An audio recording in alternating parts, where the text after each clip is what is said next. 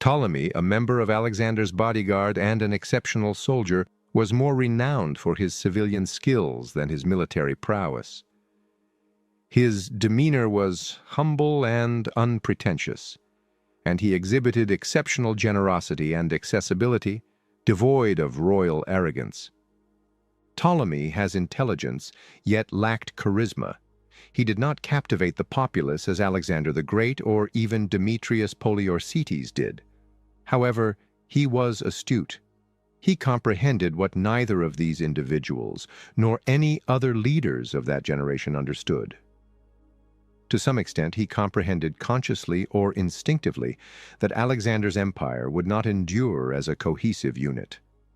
The two evaluations, one by an ancient author and the other by a contemporary academic, unequivocally commend Ptolemy, the ruler of Egypt, as an individual, a military leader, a statesman, and thereafter a monarch.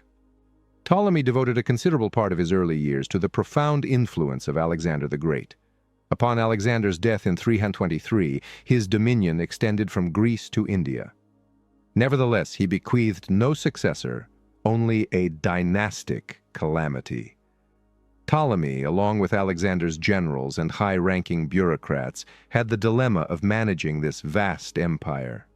Ptolemy appeared to be the one who saw that the era of a singular, expansive empire, unified solely by the charisma of one monarch, had concluded. He and the others, known as Alexander's successors, diadochoi, partitioned the empire, ultimately becoming satraps and kings in their regions. By the late 280s, just 3 of the original successors, including Ptolemy, remained after engaging in conflict with one another. The quotations at the chapter's outset do Ptolemy some honor. Yet, as will be demonstrated, his military prowess was clearly on par with his civilian abilities when summoned to the battlefield. These lines do not disclose the fundamental aspects of Ptolemy's character and self-image. He was a survivor, ambitious, cruel, and, akin to the other successors, an imperialist who sought to imitate Alexander. Ptolemy meticulously and proactively expanded his dominion and personal authority in his governance of Egypt and negotiations with the other successors. While the others revealed their intentions initially, Ptolemy astutely and strategically concealed his, only expanding his dominions when he deemed the moment opportune. The prevailing view is that Ptolemy adopted a strategy of defensive imperialism, indicating his willingness to govern Egypt and engage in foreign matters solely when he perceived a threat to his nation, or alternatively, a separatist approach aimed at achieving independence from the larger empire to govern Egypt autonomously. These perspectives are erroneous. My book contends that Ptolemy, akin to the other successors, aspired to govern a larger portion of the empire rather than secede. Even ancient authors categorized all these individuals as ambitious without distinguishing Ptolemy from the rest. His Egypt would not be an African power, as it was under the pharaohs, but rather a Mediterranean one, which explains his lack of interest in engaging further south in Africa. Ptolemy ultimately faltered in several of his ambitious endeavors abroad, although succeeded domestically. Ptolemaic Egypt, situated at the confluence of Egyptian and Hellenistic history, functioned as a groundbreaking cosmopolitan society where Eastern and Western cultures converged. The time was among the most pivotal for Egypt and its populace, probably more so than the subsequent Roman or Byzantine eras leading up to the Arab conquest of AD 642. Moreover, Ptolemy's Ptolemaic dynasty was the most enduring dynasty of the Hellenistic and Pharaonic Egyptian periods. Despite Ptolemy's considerable influence on early Hellenistic history and his profound impact on Egypt, nothing is known regarding his birth, family, childhood, and early life. Despite his decade-long expedition in Asia with Alexander, only a limited number of significant instances involving Ptolemy are known to us. It was only until he ascended to the position of satrap of Egypt upon Alexander's demise in 323 that he emerged from the periphery to prominence. Had Alexander lived longer and his son inherited the throne, Ptolemy may be remembered merely as one of the numerous associates in Alexander's entourage. Ptolemy was purportedly the progeny of a Macedonian named Lagus. Thus, the alternate and more accurate designation for the Ptolemaic dynasty was the Lagidae, after Lagus's name. Lagus was reportedly from a modest household. If this is accurate, his status likely elevated upon marrying Arsinoe, who was linked to the Argead royal line and may have been a cousin of Philip II, r. 359-336. Lagus and Arsinoe resided in Eordea, a region in western Macedonia, but may have relocated to the Macedonian capital Pella, where their son Ptolemy received his education. An alternative narrative posits that Ptolemy was an illegitimate offspring of Philip, rendering him a half-brother to Alexander the Great. Arsinoe was one of Philip's concubines. She was either already wed to Lagus, or upon becoming pregnant by the king, was subsequently married to Lagus. Upon giving birth, Lagus abandoned the infant male to perish in the elements. However, an eagle, the avian symbol of Zeus, rescued him. The eagle served as Ptolemy's familial emblem and was featured on his coins, underscoring his affiliation with Alexander and the Argeads. To mitigate the stigma of Ptolemy's illegitimacy, if this narrative is accurate, it is posited that later, between 282 and 275, Ptolemy II, Ptolemy's progeny, propagated the notion that Lagus was his father. Most individuals see the initial account, that Ptolemy's biological father was Lagus, as more accurate. In addition to his various endeavors, Philip engaged in multiple relationships with courtesans and like figures. It is hard to conceive that only Arsinoe became pregnant by him and bore a son. It is peculiar that if Philip had other illegitimate sons, none received comparable attention at court or participated in the military like Ptolemy, nor did any attempt to affiliate with the Argead royal line to assert a claim over Alexander's empire. We also contemplate Alexander's reaction to a half-brother imposed upon him. If he had embraced him, we could foresee Ptolemy's rapid rise through the hierarchy. However, if he harbored resentment, it is perplexing why he would have brought Ptolemy to Asia, much less appointed him as his personal bodyguard. Alexander was vehemently protective of his mother Olympias's honor and held disdain for his father as his reign drew to a close.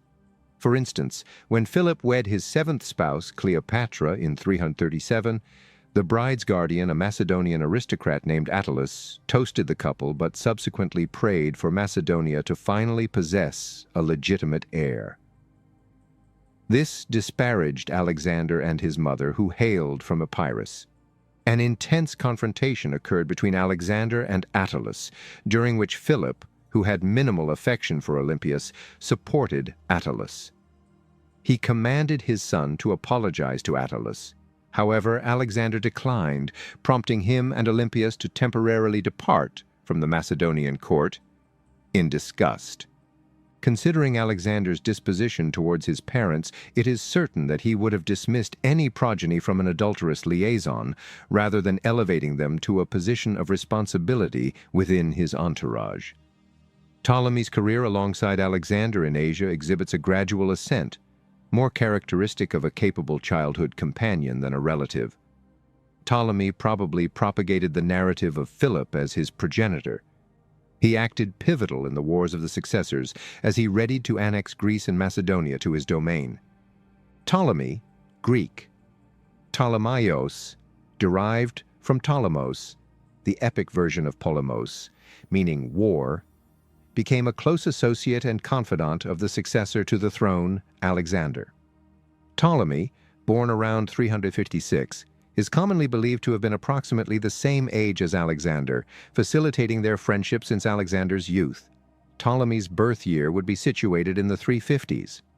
The problem originates from a statement by an ancient author claiming that Ptolemy was 84 years old at his death in Alexandria in 283-282.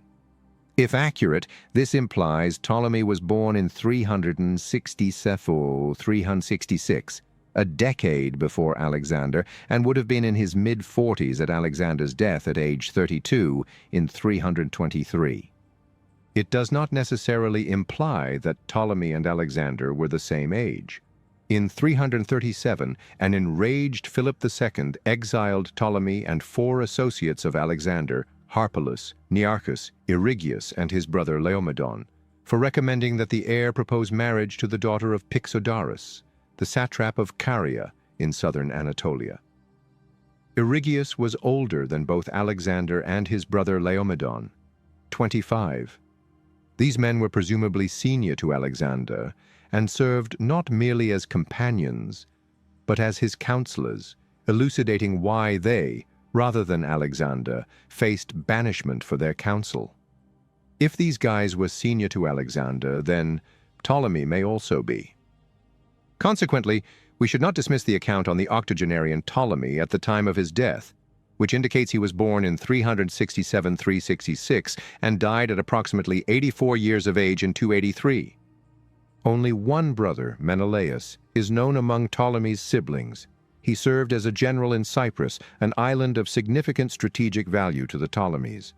Menelaus remained stationed there in 306 when the island was lost to Ptolemy. But he was among the captives released after its capture, subsequently returning to Egypt. A papyrus fragment from 284 indicates that Menelaus later became a priest of the cult dedicated to Alexander, established by Ptolemy in Alexandria. The date of Menelaus's death remains unknown. What was Ptolemy's appearance? We lack portraits of him, unlike those of Philip II and Alexander, necessitating our primary reliance on his coinage. Consistent with Alexander's portrayal, his coins feature a naturalistic visage characterized by a prominent, crooked, and fractured nose, reminiscent of the beak of the eagle depicted on the reverse side of the coin. He also possessed a wide forehead, a pronounced chin that protruded towards his nose, a substantial fleshy mouth, and eyes that appeared melancholic and fatigued. He was not the most attractive man, yet he possessed a certain distinction and an aura of authority. Images of Ptolemy are also present on temple reliefs. These pictures are highly stylized, shown by the one at Sharuna, where Ptolemy is depicted with feminine breasts. The fragment of a black basalt Egyptian statue depicting him, currently housed at the British Museum, is equally idealized. Only the life-sized statue's head, shoulders, and upper chest persist. The head is ornamented with a headpiece, nemes, featuring a uraeus, an asp, symbolizing divine and royal authority. Yet the head itself is absent. He possesses a prominent nose, chin, and enormous ears as seen on his coin portrait. Nevertheless, the chin does not protrude upward. The compelled smile on his visage is emblematic of early Ptolemaic portraiture, which remained significantly inspired by Egyptian aesthetics, particularly those of the 30th dynasty, first half of the 4th century. Ptolemy's height and physique are unknown. He was likely average in both respects, as ancient writers frequently remarked on height, physique, age, or distinctive features that differentiated individuals. For instance, Pyrrhus, the renowned king of Epirus, possessed very few teeth, and his upper jaw was a single continuous bone. Conversely, Demetrius Poliorcetes, known as the Besieger, was described as having a face of such rarity and beauty that no artist could adequately capture it. Demetrius's father, Antigonus, a key figure of the era, and arguably Ptolemy's most formidable opponent, was dubbed monophthalmos due to his singular eye.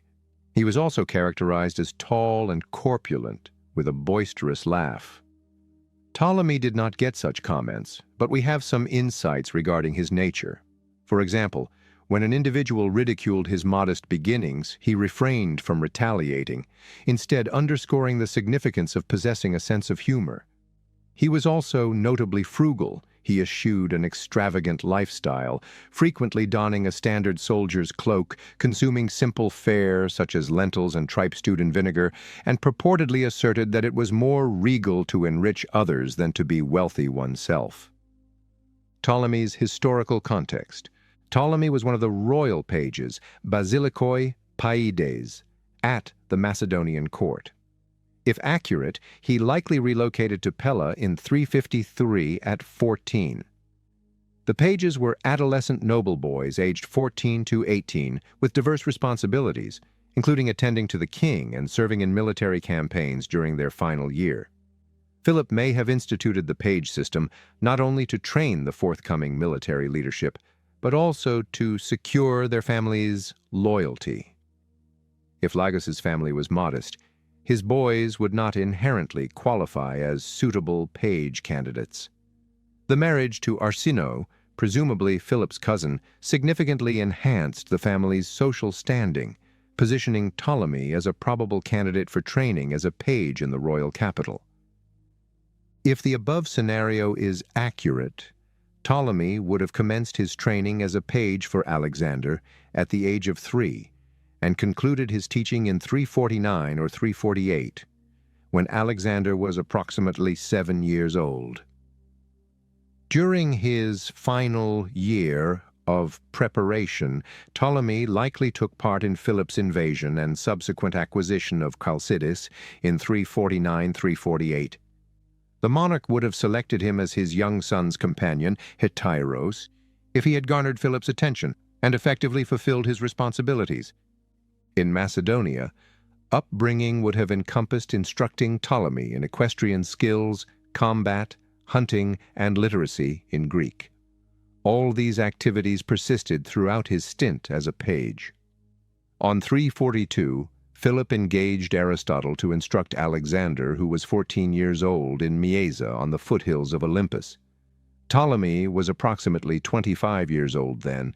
Nevertheless, it remains uncertain if he or any of Alexander's companions studied alongside Alexander under Aristotle, particularly because the tutelage extended for 3 years until 340. While it is alluring to associate Ptolemy's establishment of the museum and the library at Alexandria with an intellectual and artistic inclination influenced by Aristotle, we must exercise caution against this inclination. Ptolemy's motivations for creating institutions were political and academic. It does not imply that Aristotle influenced him in any way. This does not imply that Ptolemy lacked intellectual attributes. As the monarch of Egypt, he supported the mathematician Euclid, who authored his Elements of Geometry in Alexandria. He may have chosen his younger son as his successor instead of his oldest, because he had afforded the former the finest teachers of the day and desired the next monarch to embody both action and intellect. Furthermore, upon his expulsion from Athens in 307, Demetrius of Phalerum, a prominent philosopher of the day, sought refuge in Egypt. There he formed a friendship with Ptolemy, authored significant philosophical and literary texts, and contributed to organizing the museum and the library. He also recommended that Ptolemy peruse several philosophical works on kingship, including one he authored, whereby Demetrius emphasized the importance of piety, attentiveness to his subjects, and proficiency as a military leader. Ptolemy had a keen interest in history and its documentation. He authored a history of Alexander, which served as the primary source for Arrian's subsequent account of Alexander's reign. Ptolemy's narrative meticulously exaggerated his involvement in Alexander's Asian campaign, undermining others and portraying himself as a more intimate confidant of the king than he probably was. This undermines the authenticity of his account, and ultimately, only fragments, either quoted or paraphrased by other authors, remain. I cite numerous significant excerpts in the subsequent chapters as illustrations of Ptolemy's self-representation in various matters, and I wish to clarify that I believe he was present at the events he recounts. He refrained from documenting occurrences after Alexander's demise or his own governance in Egypt. Macedonia.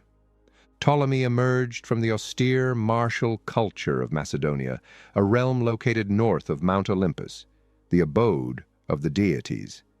His experiences were advantageous during his campaigns alongside Alexander in Asia and the wars of the successors. In Greece, south of Mount Olympus, boys from the middle and upper classes engaged in intellectual and sophisticated activities, whilst those in Macedonia had a somewhat harsher upbringing from an early age. Members of the ruling family were also not free from this lifestyle. From a young age, boys were instructed in hunting, wild boar, foxes, birds, and even lions, riding, and combat. Macedonian society implemented various initiation rites, including a prohibition against reclining at a banquet until a man had speared and slain a ferocious wild boar roaming Macedonia without employing a net for capture. The Macedonians undeniably maintained a rigorous lifestyle that set them apart from the Greeks.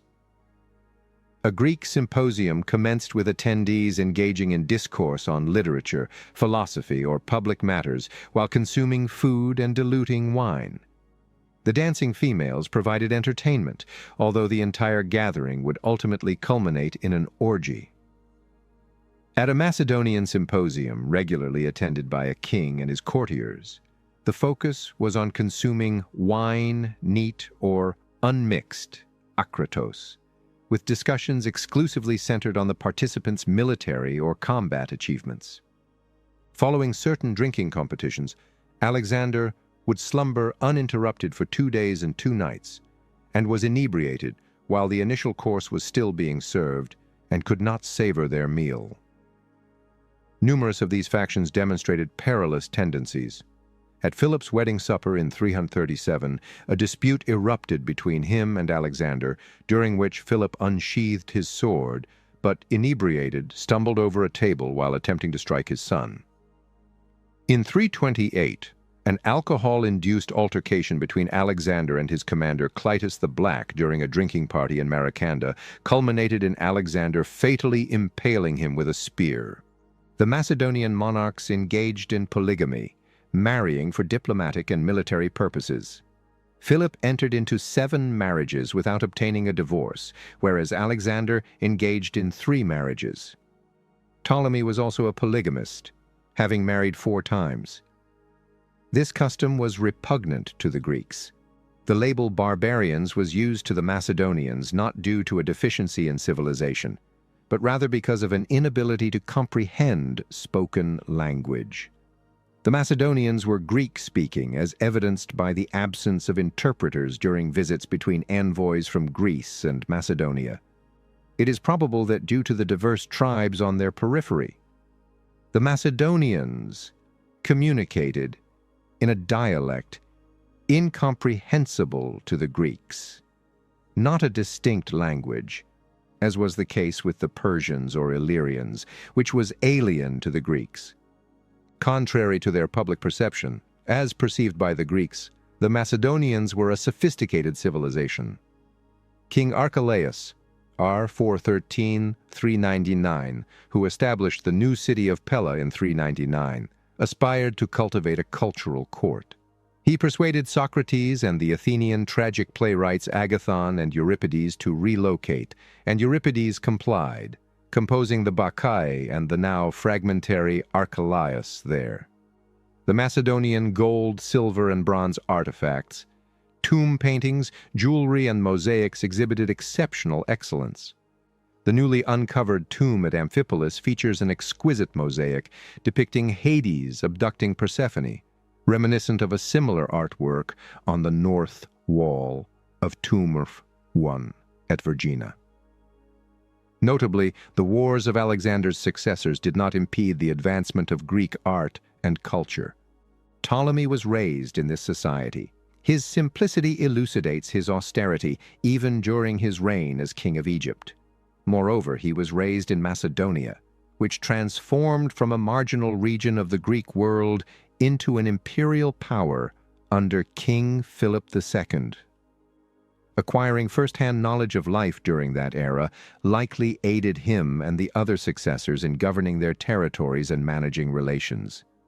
Before Philip, Macedonia had abundant natural resources, especially mines and timber, but their utilization was insufficient. It was susceptible to incursions by the several tribes residing on its periphery, particularly the Illyrians to the northwest and the Paeonians to the north, while other Greek city-states frequently meddled in its internal affairs. Athens and Thebes were the most intrusive among them. Macedonia lacked a formidable army. Its conscript soldiers, primarily small farmers, were inadequately trained and poorly equipped, rendering them ineffective in thwarting the plundering incursions of surrounding tribes. The kingdom divided into two regions, Upper and Lower, to its harm. Pella, the capital, was situated in Lower Macedonia, the eastern segment of the kingdom extending to the Thermaic Gulf. However, the upper and lower regions were never consolidated.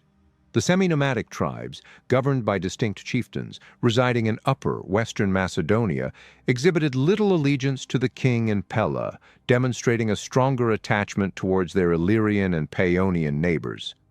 An Illyrian incursion in 359 resulted in the deaths of King Perdiccas III and 4,000 soldiers.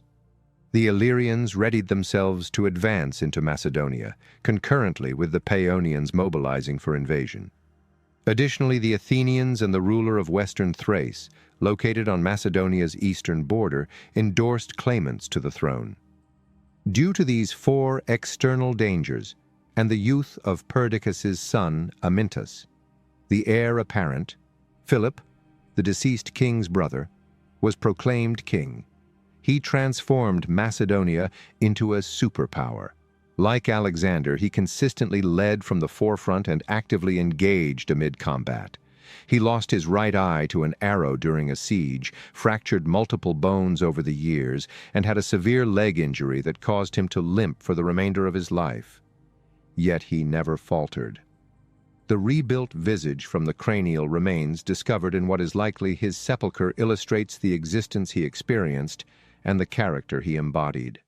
Philip resolved all difficulties confronting Macedonia within weeks with a blend of deception, bribery, and diplomacy, establishing a precedent for the remainder of his reign.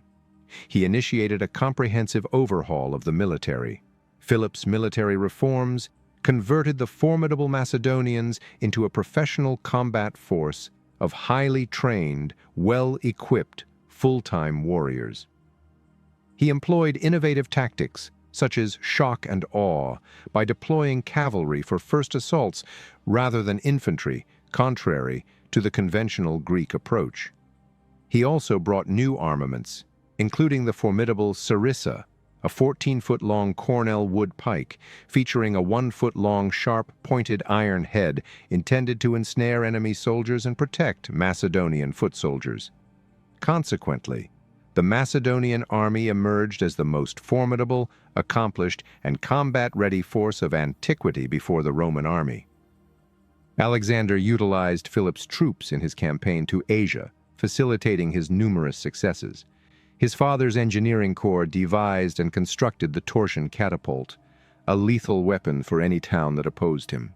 Philip unified both regions of Macedonia.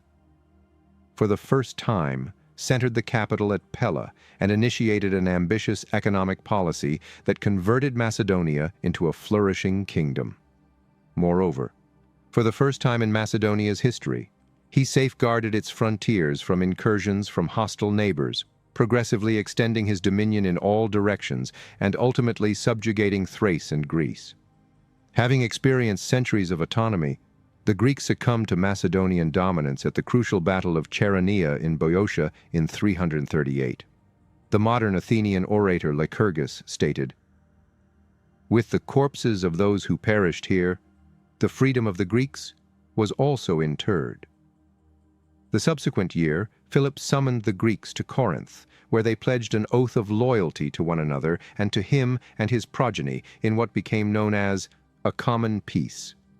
However, Aware that the Greek states would soon revert to their habitual conflicts, he employed his military power to uphold this peace.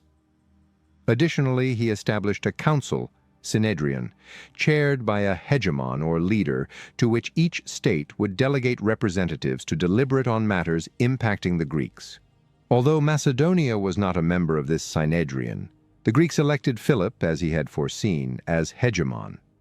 Philip's common peace did not provide the Greeks autonomy, as Macedonia maintained strict control over their destiny.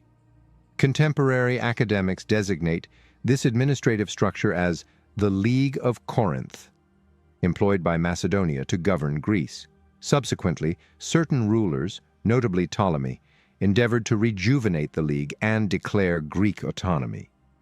Philip thereafter declared his forthcoming ambitious initiative, the incursion into Asia. However, it was not destined to occur. In 336, 1 year later, as he prepared to command an army over the Hellespont, the body of water separating Europe from Asia, he was slain the day following his daughter's wedding at Aegae, the old capital and site for royal nuptials and interments. Antipater, one of his generals, promptly declared Alexander king to pacify the populace, facilitating Alexander the Great's ascension to the throne, R. 336-323. At the time of Philip's death in 336, he had expanded Macedonia's territory and population to approximately 500,000. His economic reforms rendered the kingdom affluent, and while establishing an empire on the mainland, he devised preparations for the invasion of Asia. Moreover, Philip had secured an unequivocal heir to the throne. In conclusion, his legacy was exceptional. However, as we will see, Alexander's legacy was inadequate about his kingdom. As a young lad, Ptolemy relocated to Pella, where he observed Philip's interactions with his subjects and foreign entities, particularly his exercise of authority. A Macedonian king was an autocrat who governed all facets of domestic and international politics. He possessed exclusive authority to negotiate treaties and declare war, served as the singular commander of the military, and acted as the top priest of the kingdom. 53 influential noble Macedonians led factions at court, a practice permitted by the king, yet their authority was always contingent upon him. This was similarly applicable to Alexander, even during his time in Asia. Additionally, Macedonia probably had an entity known as the Assembly, consisting of male citizens from whom the king could solicit counsel, though he was not obligated to heed its opinions. He also did not require the counsel of his closest friends and advisers, known as companions, heteroi, to whom he frequently resorted during military campaigns. All successors ruled autocratically, supported by friends rather than factions, who served as their courtiers. This is unsurprising. As to Alexander's in Asia, their authority and status stemmed from conquest rather than constitutional legitimacy, as they were military leaders. The dynasties they established were military kingdoms rooted in the army. All 56 rulers were raised in Macedonia. Similarly to Ptolemy, they witnessed Philip's actions for his kingdom, particularly his military and diplomatic strategies. They recognized that military control was paramount, closely followed by the necessity of collecting revenue to finance that military apparatus. In these aspects, the knowledge they acquired persisted throughout their lives. By the era of Ptolemy, Macedonia had been governed by the Argead dynasty for 3 centuries. Argeus, progeny of Macedon, is purported to have bestowed the name, although the royal lineage was also referred to as the Achaemenids, originating from the Argive Temenus. The Macedonians pledged allegiance to each new king, who in turn vowed to govern by the law, and this commitment between subject and ruler was regarded with utmost seriousness. Upon Alexander's death in 323, with no heir, his wife Roxane was still pregnant, it was universally acknowledged that the Argead dynasty must persist in some form. Following the execution of the final Argead monarch, Alexander IV in 310, the successors, Ptolemy among them, refrained from adopting the title of king for 5 years. They were not sluggish. Instead, they comprehended that the dynasty they had known throughout their lives, which had governed Macedonia for 3 centuries, was extinguished by their actions. It was an unfamiliar realm, necessitating time for acclimatization. The historical context, monarchy, and lifestyle of Macedonia persistently remained with Ptolemy and the other successors. Throughout their conflicts, some individuals, including Ptolemy, regarded the Macedonian throne as the principal instrument of propaganda and endeavored to usurp it. His narrative commenced under Philip, progressed under Alexander, and intensified significantly upon the latter's demise. In 338, at the age of 29, Ptolemy witnessed the pivotal Battle of Chæronea between Philip and the Greeks. Alexander, then 18, led the Macedonian left flank and distinguished himself by vanquishing the Boeotian forces and obliterating the renowned Theban sacred band on the Greek right. Ptolemy likely participated in this fight, considering its significance and his status at that time. We are uncertain of his precise whereabouts. According to a reliable source, Philip's most seasoned generals, typically interpreted as Parmenion and Antipater, endorse Alexander. Although not a general under Alexander, Ptolemy's association with him may have positioned him on the Macedonian left flank with the youthful heir. By age 30, Ptolemy had participated in at least 2 known military operations and was evidently trusted by both Philip and Alexander. His prospects appeared auspicious. However, the Pixodaris incident occurred, during which Alexander disregarded Philip's authority by proposing marriage to the satrap's daughter. Ptolemy's alliance with Alexander incurred significant repercussions, resulting in his exile from Macedonia by Philip. The whereabouts of Ptolemy remain unknown. It has been proposed that after Alexander and his mother Olympias departed from Pella following the dispute at Philip's wedding banquet in 337, they traveled to Epirus, where Ptolemy subsequently joined them, and Alexander summoned him back after Philip's assassination in 336. Our sources indicate that following Philip's assassination at the theater at Aegae, chaos ensued, prompting Alexander's associates to arm themselves in anticipation of a potential invasion, particularly because of the unrest among certain subjugated populations. Who were these acquaintances? Alexander likely had more friends than the 5 banished by Philip in 337, but due to his increasing allegiance to his companions during his reign, it is plausible that when Philip summoned his son back to Pella, Alexander demanded that these individuals, including Ptolemy, accompany him.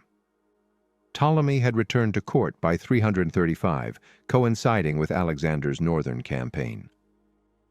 Alexander ascended to the throne at the age of 20 in 336.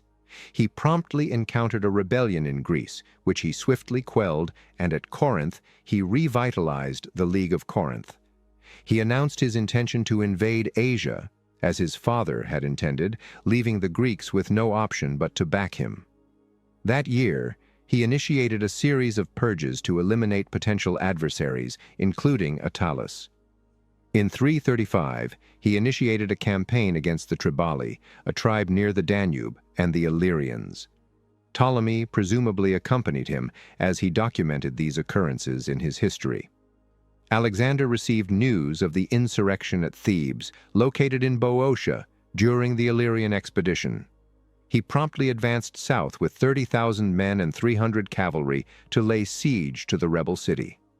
Ptolemy's eyewitness description of the siege confirms his presence during the event. Arrian cites Ptolemy's history, stating that when the Thebans resisted, Alexander prepared for an assault. Still, Perdiccas preempted him. Ptolemy, son of Lagus, informs us that Perdiccas, stationed in the vanguard of the camp with his brigade and in proximity to the enemy's stockade, did not await Alexander's command to commence battle, but was the initial assailant on the stockade, breaching it and subsequently engaging the Theban advanced guard. Perdiccas's actions forced another general, Amyntas, to act similarly, leaving Alexander with no alternative but to comply. Consequently, numerous attackers fell ensnared in the area between two palisades constructed by the defenders. 70 were slain, and many others sustained injuries, including Perdiccas. Alexander effectively extricated his troops, and upon subduing the defenders, a faction endeavored to withdraw within the city. They forcibly opened the gates, therefore sealing their fate.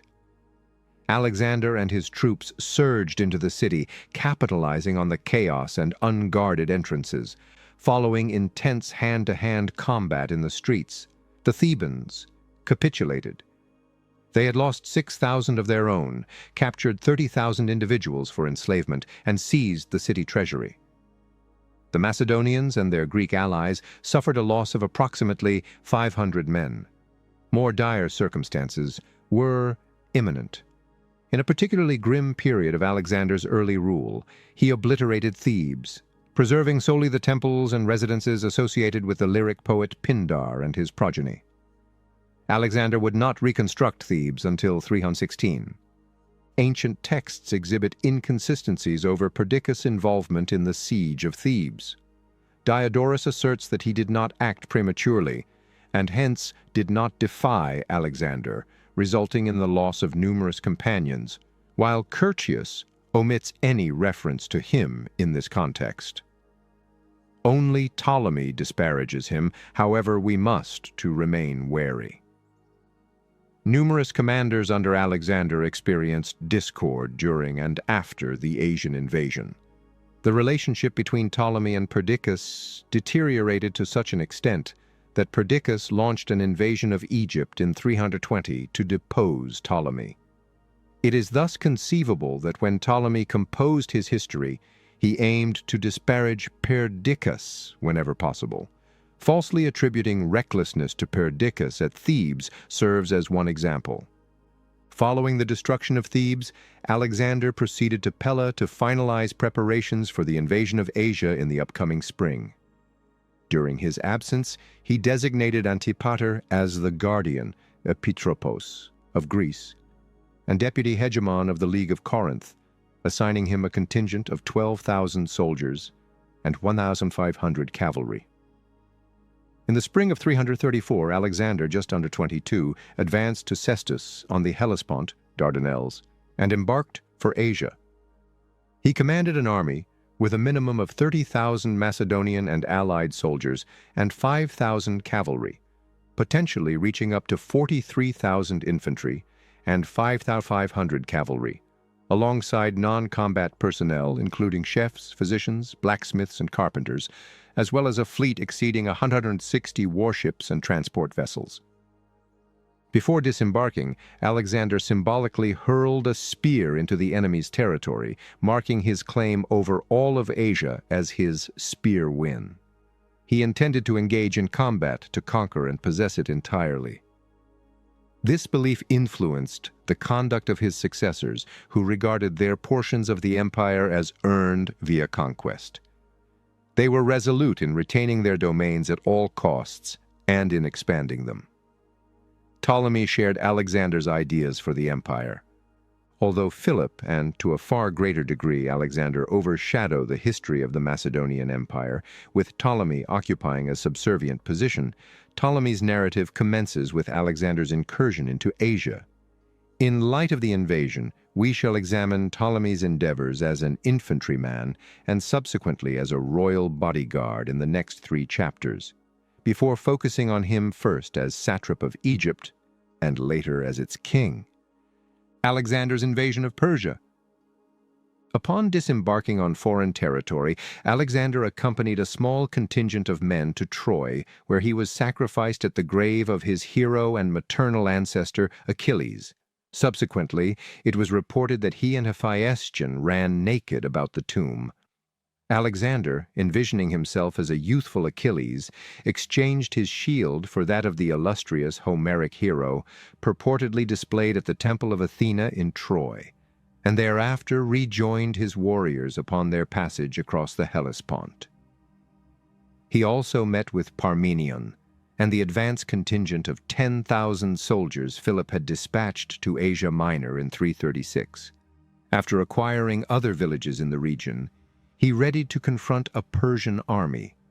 Ptolemy's significance in the Persian expedition became apparent only after the Macedonians arrived in Bactria and India. Senior commanders including Craterus, Perdiccas, Coenus, Meleager, and Philotas, the son of Parmenion, led the army's various units. Ptolemy served in an infantry battalion and participated in 3 arduous battles against the Persians, yet his specific role and personal performance remain unknown. The Persian Empire extended eastward to the region the Greeks called India, present-day Pakistan and Kashmir, and southward via Syria and the Levant to Egypt.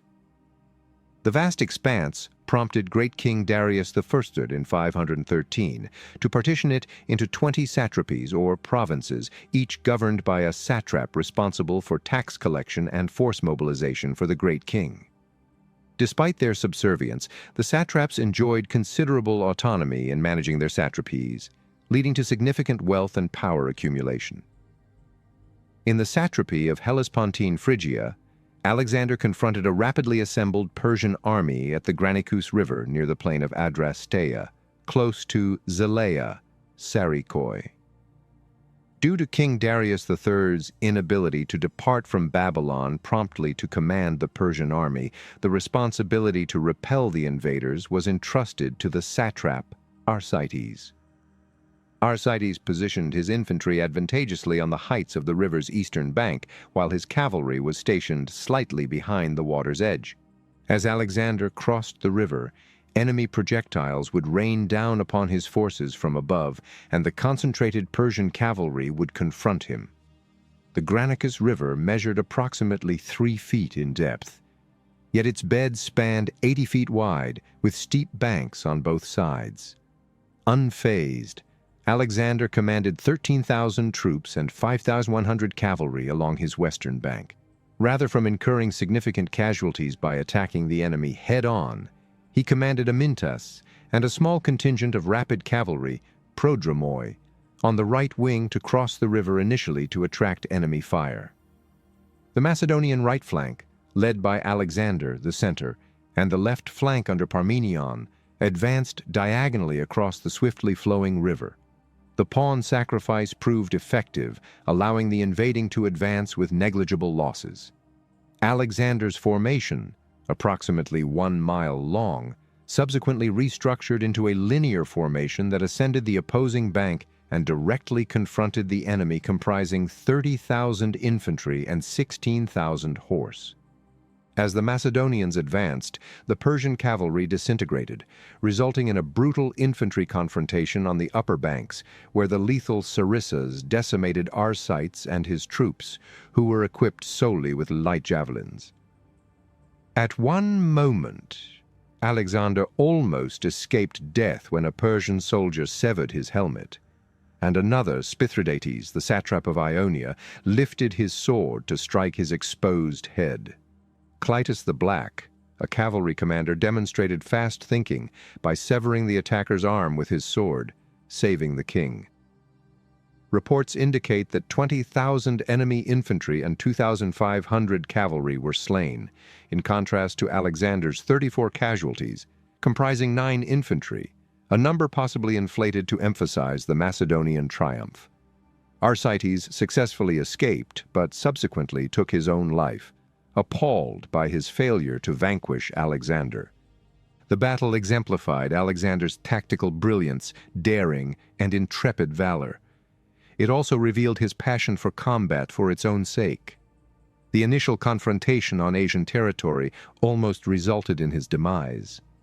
His demise would have precipitated a dynastic crisis domestically, given he was unmarried and lacked an heir. Macedonian rulers were anticipated to lead in combat, and Alexander, like his father, exemplified the archetype of a warrior king. As the campaign advanced and the invaders were thousands of miles further from Greece, Alexander frequently undertook personal risks that nearly resulted in his death, much to the dismay of his soldiers. The Achaemenid dynasty of Persia, founded by Cyrus II 2 centuries prior, perished following Alexander's initial triumph over the adversary. After the battle, Alexander advanced his forces along the coast of Asia Minor, conquering significant cities that had once been under Persian dominion, including the capture of Sardis, the capital of Lydia, and the westernmost of the great king's capitals.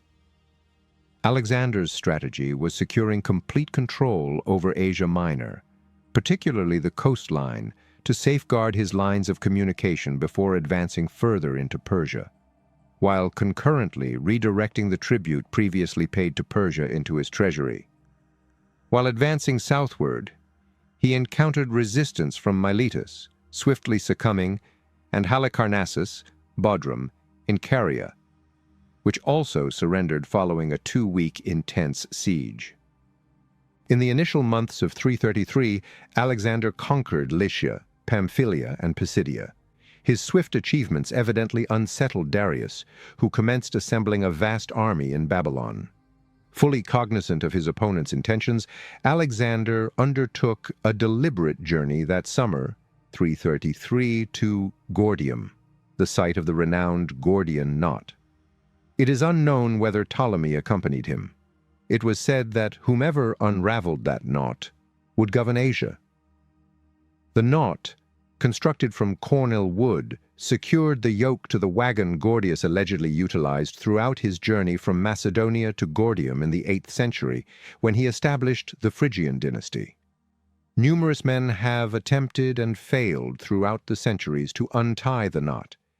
Yet Alexander prevailed, possibly by merely severing it with his sword. The psychological effect of his deed on the Persians would have been significant, as he intended. Darius had embarked on a personal confrontation with the invader. The invaders advanced from Gordium to Tarsus, where Alexander nearly perished. Ignoring local admonitions regarding swimming in the frigid waters of the Cydnus River, which originates from the Taurus Mountains, Alexander plunged into the water during the sweltering summer heat, suffered severe cramps, and required assistance to be extricated. He quickly became ill with a severe tropical fever for over a week, enabling Darius to progress further than Alexander anticipated. The two factions ultimately converged at Issus. The conflict was likely situated on the 2-mile-wide plain between the Mediterranean Sea and the Amanus Range, presumably near the Kurusay River. Currently, the river is merely a stream. However, it likely possessed more width and depth in antiquity, as evidenced by the encampments of opposing armies on either side. Ptolemy's history provides a detailed depiction of the battle's aftermath, suggesting his probable involvement in the conflict. Ptolemy's position along the Macedonian line and the receipt of any orders are unknown. The initial occurrence of a formal command is recorded at the Persian Gates in 331, suggesting that he likely engaged in combat under directives at Issus. Alexander's formation included the Thessalian and allied cavalry led by Parmenion, positioned on the left flank adjacent to the Gulf of Iskenderun. At the center were the distinct battalions of the phalanx, each led by its respective commander, while the right flank, adjacent to the Amanus Mountains, comprised the Macedonians and the remaining allied cavalry, accompanied by a group of archers and mercenaries. Alexander commanded approximately 40,000 troops, comprising 5,800 cavalry, while Darius's forces, as per ancient accounts, ranged from 600,000 Arrian and Plutarch to 400,000 infantry and 100,000 cavalry, Diodorus and Justin, or 250,000 infantry and 62,200 cavalry, Curtius. These figures are likely inflated. A more credible estimate suggests the Persian army consisted of 100,000 to 150,000 troops, significantly surpassing Alexander's contingent. Despite his inability to vanquish his adversary in direct combat, Alexander employed psychological warfare, which became his hallmark. He aimed to capture or eliminate Darius swiftly, believing this would demoralize the Persian forces and conclude the fight shortly after its inception. By Persian tradition, Darius situated himself at the center of his formation for protection and to facilitate communication with both flanks. Upon the Macedonians' assault on the Persians, Alexander and a cavalry contingent advanced directly towards Darius. Notwithstanding his men's difficulties in combat, Alexander sustained his concentration. Upon reaching the great king, a violent confrontation ensued, and as numerous members of Darius's royal bodyguard perished around him, he retreated from the battlefield. The announcement of his departure elicited precisely the response Alexander had foreseen. The adversary lost morale, initially prompting the infantry to retreat, succeeded by the cavalry. Ptolemy documented that Alexander commanded his troops to chase the fleeing adversary and to exhibit no compassion. Their extensive efforts had been largely completed when the enemy cavalry pursued the infantry, resulting in the deaths of hundreds.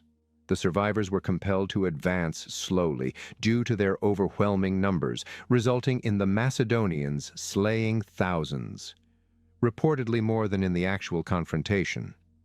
According to Ptolemy, the men traversed it atop the corpses upon reaching a ravine. This assertion is sensational. A riverbed, for instance, would have impeded the retreating enemy and made them susceptible to attack. Should many of them fall to the enemy's assault, their bodies could collect, facilitating the pursuers' advance over them. After the conflict, Alexander proclaimed himself King of Asia, underscoring his dominion over Persia rather than Darius. He discreetly assumed the position of guardian for the great king's family, who had accompanied Darius to the battlefield and were taken by treating them with dignity, pledging to secure husbands for the royal princesses upon reaching maturity and facilitating their education. Darius had dispatched his supply train to Damascus for protection before the fight, and Alexander instructed Parmenion to proceed there to capture it. The immense riches of the Persian Empire allowed Alexander to accumulate substantial quantities of currency and treasure. However, Parmenion discovered a Persian noblewoman named Barsine in Damascus, the daughter of Artabazus, the satrap of Hellespontine Phrygia. He and his family resided at Philip's court at Pella during the 350s, where Barsine likely met Alexander. Parmenion dispatched her to Alexander. It is alleged that the monarch consummated his virginity with her, a narrative that is plausible given his prior disinterest in women during his adolescence. Alexander and Barsine had a de facto relationship, resulting in the birth of their son, Heracles, in the same year, 327, that Alexander wed his more renowned spouse, Roxane. Alexander was resolute in his objective to dominate the eastern Mediterranean shoreline to incapacitate the Persian fleet. He advanced into Syria, obtaining the capitulation of all the cities along his route, including Byblos and Sidon. However, the situation was markedly different at Tyre, a significant port city between Cilicia and Egypt. In ancient times, Tyre was an island around half a mile off the coast, and its two natural bays provided anchorage for the Persian navy. The possible disruption to Alexander's communication network necessitated that he could not permit Tyre to remain autonomous. Initially, its monarch, Azamilk, pledged his allegiance to Alexander. But the Tyrians hesitated at Alexander's demand to offer sacrifices to the deity Melkart, a local counterpart of Heracles, in Tyre's principal temple. Alexander presumably understood the Tyrians' view of his offering as blasphemous. Yet their repudiation enraged him. He insisted on their capitulation, and when the Tyrians resisted, he besieged their city. This was Alexander's protracted siege, enduring 6 months, from winter 332 to early summer 331. He commanded the construction of a mole from the mainland to Tyre, across which he would advance his troops to assault the city directly, but the Tyrian defenders resolutely repelled his assaults. The Tyrians at one juncture deployed incendiary vessels on the mole, obliterating it together with the siege towers in a massive conflagration. Unfazed, Alexander commanded the construction of an additional mole, safeguarding it with siege towers positioned on adjacent ships while battering rams on vessels assailed Tyre's fortifications. These advancements in naval siegecraft exemplify his imaginative brilliance. Frustrated, Alexander directed his forces on a rampage, resulting in the massacre of 6,000 to 8,000 Tyrians and the enslavement of 30,000 more. The reported Macedonian fatality figure of merely 400 is evidently exaggerated. Alexander had established dominion over the Levant, yet to issue a message to potential adversaries along his path, he ordered the crucifixion of 2,000 Tyrian survivors, displaying their bodies around the Syrian coastline. However, his gruesome message failed. On the Egyptian border, the ancient Philistine city of Gaza withstood him. Alexander commanded the siege, and 2 months later it surrendered amidst the massacre of all military troops. Egypt followed. 1 week after Alexander's army departed Gaza, it traversed 130 miles of the Sinai Desert to reach the Egyptian border town of Pelusium, Port Said. 19. At that time, Egypt was a province of the Persian Empire, governed by the satrap Massaga. 20. Considering the animosity the native Egyptians harbored towards the Persians, Massaga saw that opposing Alexander was in vain. Consequently, at Memphis, Egypt's ancient capital dating back 3,000 years, just south of modern Cairo, Massaga capitulated to Alexander. For 6 centuries, foreign forces, notably Libyans, Ethiopians, Assyrians, and Persians from 525, have predominantly controlled Egypt, with only a few brief intervals of independence.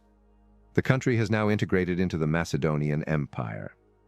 Ptolemy likely accompanied Alexander to Egypt, as Arrian references him for specific facts indicative of a first-hand report. The Persians exhibited disrespect towards the Egyptians, notably by slaughtering their sacred bulls, demonstrating a flagrant disregard for their indigenous religion.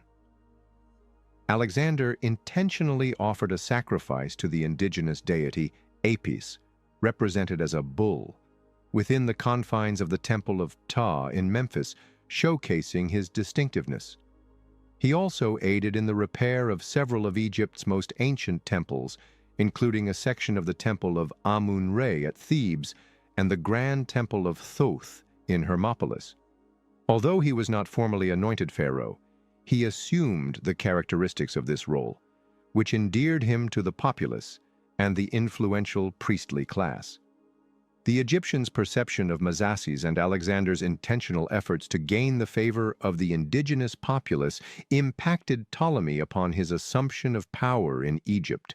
Confronted with challenges from other successors, he was determined to avoid the fate of being overlooked like Massaga. The Macedonians resided in Egypt for over a year, during which Alexander journeyed from Memphis to consult the oracle of Zeus-Ammon, the Greek equivalent of the Egyptian Amen-Ra, whom the Greeks identified with their Zeus, at the oasis of Siwa in the Libyan desert.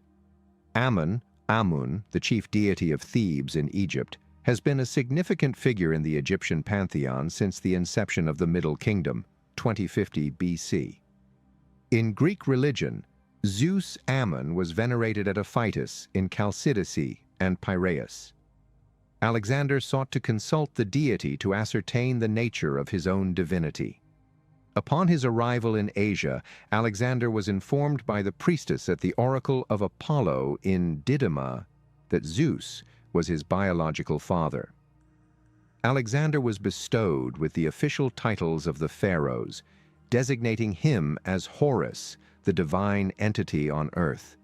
Moreover, he was under 25 years old and had subjugated a significant portion of the Persian Empire, His self-perception as superhuman is easily comprehensible, and his visit to the oracle of Zeus-Ammon signified a pivotal transformation in his assertions of personal divinity. The perilous 500-mile expedition to Siwa was documented by Ptolemy, suggesting he was likely among those chosen by Alexander to accompany him. Their path led from Memphis to the coastal Lake Mareotis, linked by a narrow isthmus to the Mediterranean, across from the island of Pharos. Alexander saw the region's potential for trade and commerce, situated merely 40 miles from the ancient Greek trading port of Naucratis and offering straightforward access to the Mediterranean for naval vessels. He subsequently established a city and named it Alexandria after himself. Ptolemy subsequently established it as his capital. From Lake Mareotis, Alexander and his contingent embarked on a 180-mile journey westward, traversing what is now El Alamein, to the coastal town of Parietonium, Marsa Matru, from whence they commenced a 150-mile march southward through the intense heat and severe conditions of the Libyan desert. In his historical account, Ptolemy and other contemporary authors recounts that the men required 2 weeks for the journey, in contrast to the customary 1 week taken by the Bedouins. They became disoriented due to sandstorms and unexpected torrential rains that erased landmarks and paths, enduring significant hunger and thirst before ultimately following birds to the oasis. Arrian observed that contemporary sources diverged on multiple facets of this march. For instance, when the men became disoriented, Critobulus and Callisthenes asserted that they were guided to safety by ravens, whereas Ptolemy contended that 2 serpents led the army, emitting a sound, and Alexander instructed the guides to pursue them, placing faith in the divine omen. Ptolemy may have chosen to reference serpents associated with Zeus to enhance the connection with the Ammon cult, considering Alexander's journey's objective. Alexander convened with the oracle's priest in a secluded sanctuary. Before announcing to his warriors the favorable revelation, he was the progeny of Zeus, with Philip serving just as his mortal father. The certainty of whether the priest conveyed this news to Alexander remains ambiguous, particularly since Ptolemy noted that Alexander heard what was agreeable to his wishes. His assertions of divinity, which escalated throughout his reign, were likely disconcerting to his followers. Ptolemy observed their reactions directly, which elucidates his decision to permit others, such as the Rhodians post-304, to establish a cult in his honor while meticulously refraining from any claims of divinity within his own realm.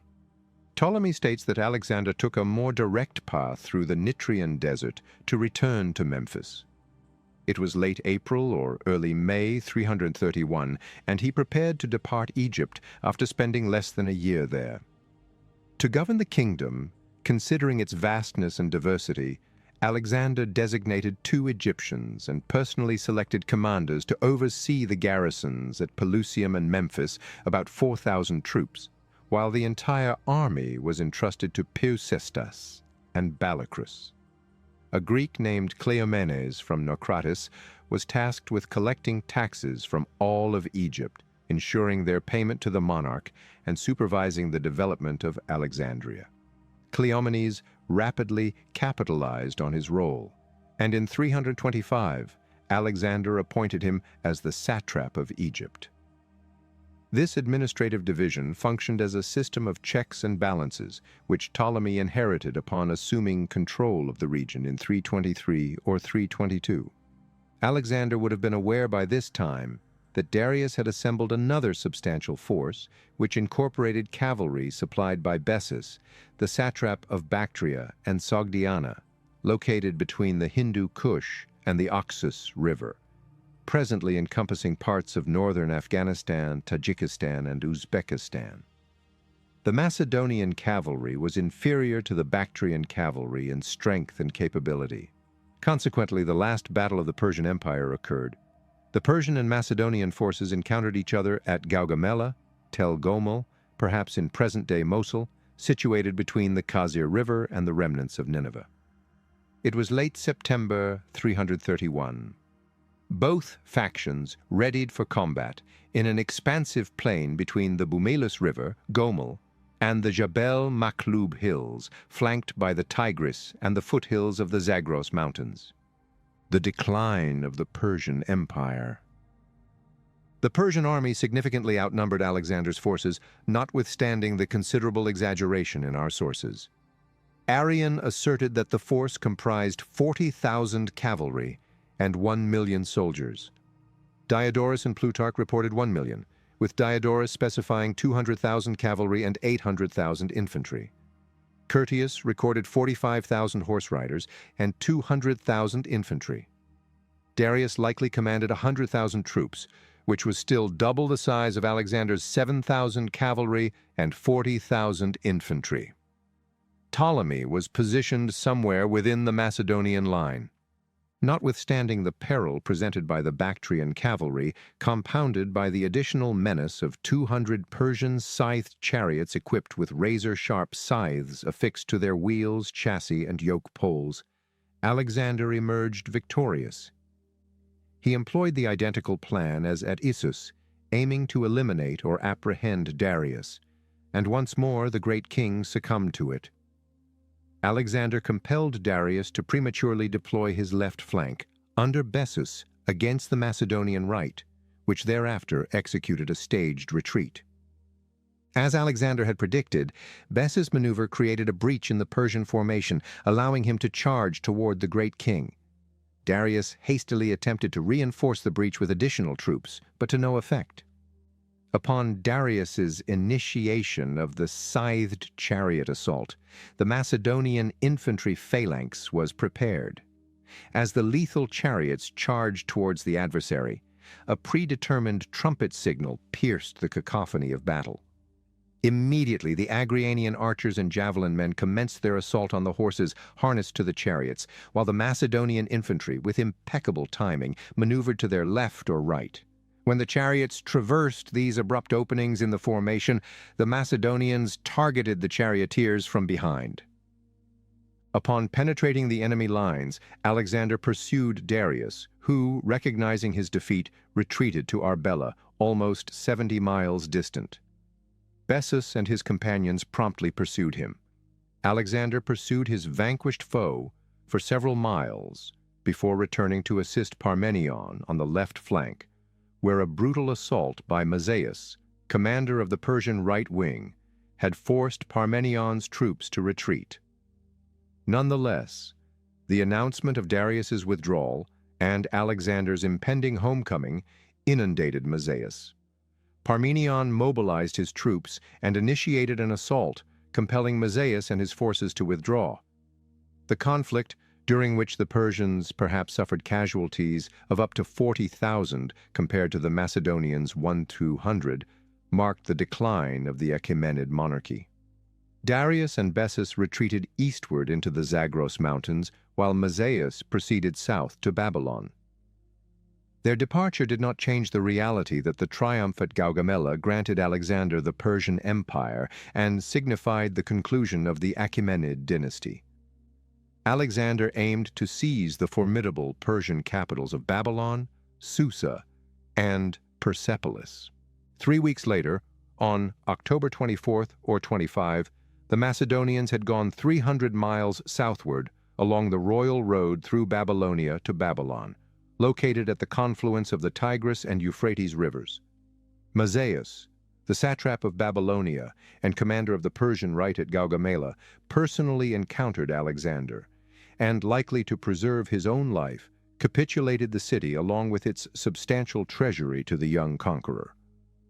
Alexander entered the city via the Ishtar Gate, among the acclamations of the populace, and established his abode in the splendid palace of Nebuchadnezzar, which overlooked the legendary Hanging Gardens.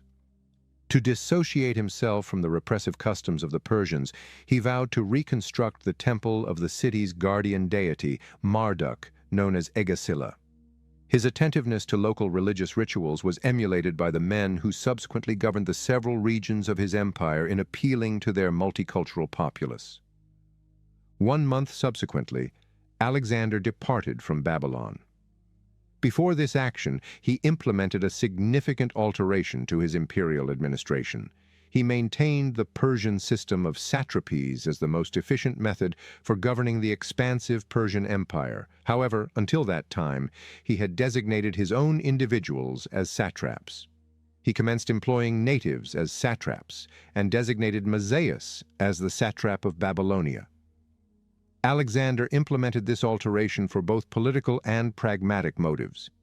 The Iranian nobility possessed knowledge of the customs, languages, and religion of the regions he was entering, and he sought their assistance in reconciling the indigenous populations to his governance.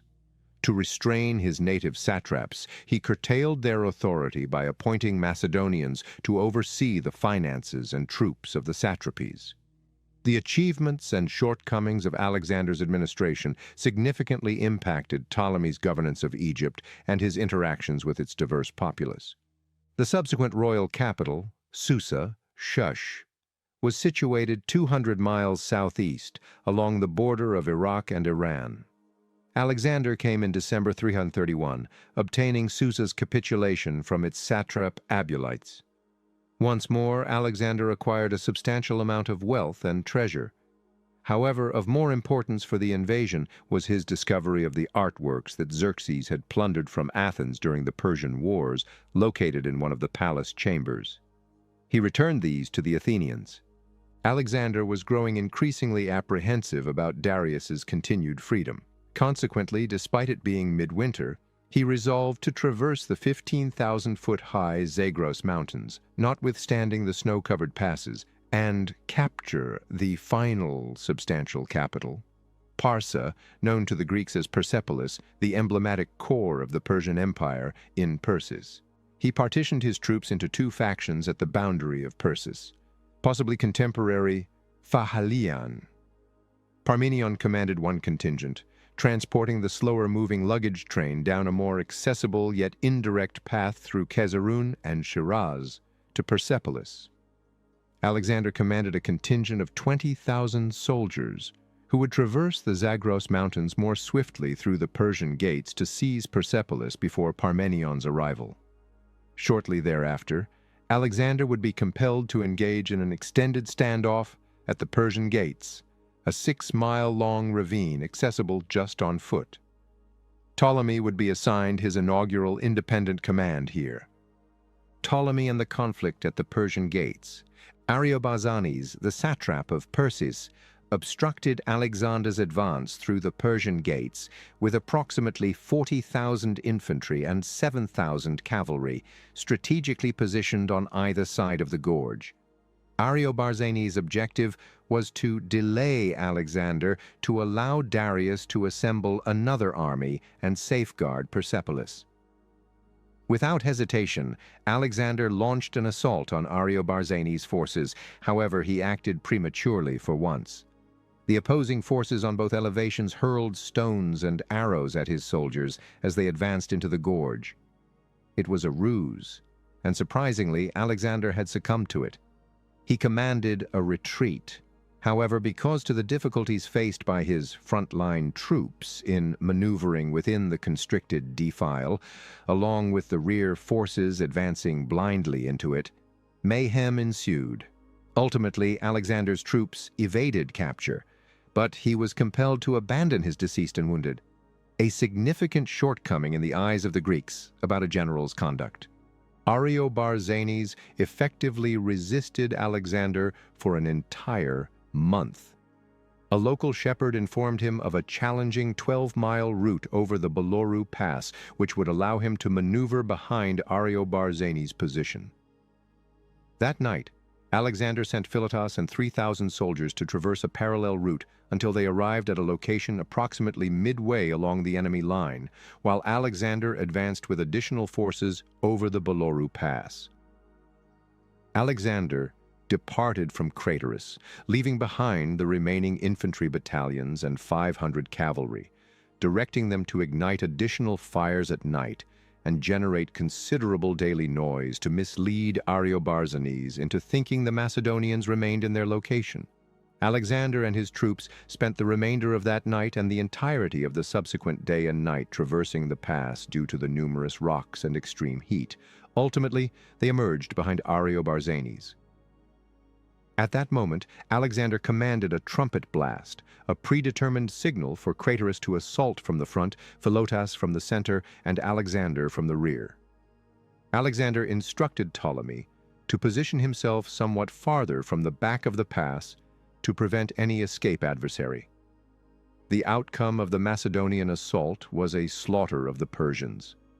The accounts are ambiguous over whether Ariobarzanes perished in battle or successfully fled to Persepolis, where Alexander ultimately found and executed him. Despite the circumstances, Alexander managed to penetrate the Persian Gates, albeit his rate of progress was markedly diminished.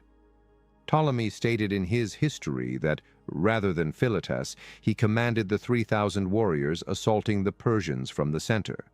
However, Arrian states that Alexander commanded him to the rear of the pass to eliminate any escapees, and Curtius, whose narrative aligns with Arrian's, omits any mention of Ptolemy's involvement.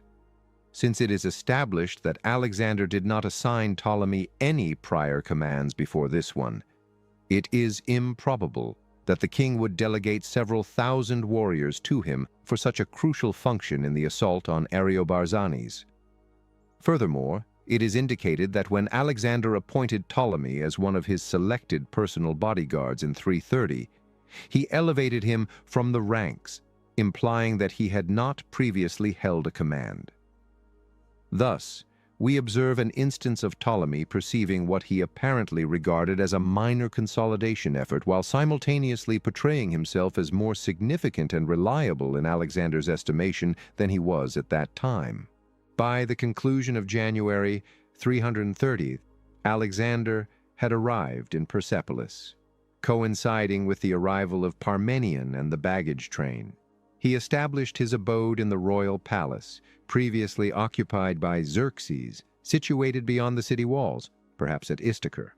He assumed control of the treasury of Persepolis, potentially amounting to 120,000 gold talents, a significant portion of which he dispatched for safekeeping to Susa and Ecbatana.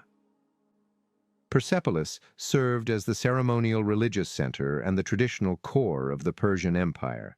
The Greeks referred to it as the most hated city in Asia. Now, under the authority of the League of Corinth, and in retribution for the grievances the Persians had imposed on the Greeks 150 years prior, Alexander commanded his troops to proceed as they deemed appropriate. Throughout an entire day, the Macedonians indiscriminately executed military and civilian males in the city, assaulted women, and then enslaved them along with their children. Many chose suicide to evade the atrocity. The Macedonians resided in Persepolis for 3 months. Just before their departure, the palace ignited. One hypothesis suggests that during a heavy drinking session, an Athenian courtesan named Thais incited Alexander and his men to set the palace ablaze as retribution for the actions of the Persians against her city. Thais subsequently became one of Ptolemy's spouses and bore him 3 offspring. Yet, it is unsurprising that Ptolemy omits any reference to his wife in this context. A more credible explanation likely derives from Ptolemy's account in his history. Alexander commanded the destruction of the palace as retribution for Xerxes' incineration of Athens in 480, signifying the conclusion of the Achaemenid dynasty and the advent of a new era, the demise of Darius. The downfall of Persepolis was a setback for Darius, who had retreated eastward with only 3,000 cavalry and 7,000 men into Afghanistan. Alexander dispatched Parmenion and the supply train from Persepolis to Ecbatana, Hamadan, and with 22,000 soldiers he pursued the great king. He compelled his troops to withstand marches in the searing heat of the Great Salt Desert, traversing 200 kilometers in under 10 days. Darius successfully eluded them at the Caspian Gates. Subsequently, his fortunes changed, culminating in a sudden demise. A week later, upon the Macedonians' arrival at the oasis of Thara, Semnon, two defectors from Darius's faction informed Alexander that Bessus, Nabarzanes, the Persian chiliarch, and Barsaentes, the satrap of Drangiana and Arachosia, a region south of Araya encompassing much of contemporary Afghanistan, had deposed Darius and restrained him in chains. This unexpected development ensued after Nabarzanes proposed that Darius relinquish his kingship to Bessus, who had familial connections to the Achaemenids. Toto rekindled support against Alexander. When Darius declined, he was captured, and Bessus proclaimed himself Great King, adopting the name Artaxerxes III.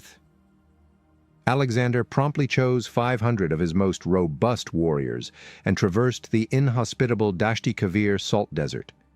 He received reports that Darius and his duplicitous captors were at Hecatompylus, Cumis, the capital of Parthia, and 2 days later, after resting only during the day and marching continuously at night, Alexander arrived there. The remarkable speed of his advance, coupled with the apprehension that his troops were close behind, instilled terror in the newly appointed Great King and his associates. Bessus escaped to Bactria, while Nabarzanes retreated to Hyrcania. Satebarzanes, the satrap of Araya, and Barsaentes then fled to their respective satrapies, but not before they had assassinated Darius.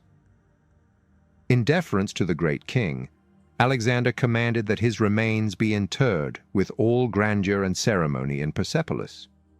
Within 4 years of Alexander's initial incursion into Asia, the Macedonian Empire spanned from Greece to Parthia, encompassing Syria and Egypt. Nevertheless, Alexander could not complacently enjoy his achievements due to Bessus's assumption of royal authority. Despite the men's preparations to return home, believing the invasion had concluded successfully, Alexander recognized that Bessus threatened the empire's security. Consequently, he convinced his hesitant men to pursue Bessus in Bactria. By doing so, he advanced the invasion of Asia into a new phase that enhanced his military renown and personal acclaim. In this new conflict, we observe the ascendance of Ptolemy from the ranks. The operation in Afghanistan. Ptolemy's involvement in the Asian campaign escalated during Alexander's incursion into Bactria and Sogdiana, modern northern Afghanistan. Although Alexander cited the threat posed by Bessus as justification for invading Bactria, personal motivations were also significant. He aspired to advance as far eastward as possible toward what he perceived as the frontier of civilization, the land of India. Consequently, the Macedonians departed north from Hecatompylus to Zadracarta, the capital of Hyrcania, where, according to legend, Thalestris, the Amazon queen, approached Alexander intending to bear his child. Any prior sentiments she may have harbored were likely diminished upon observing his stature, leading her to remark that he did not measure up to his esteemed reputation.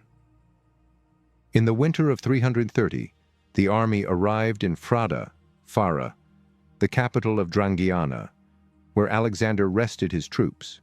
However, dissatisfaction towards him was beginning to escalate.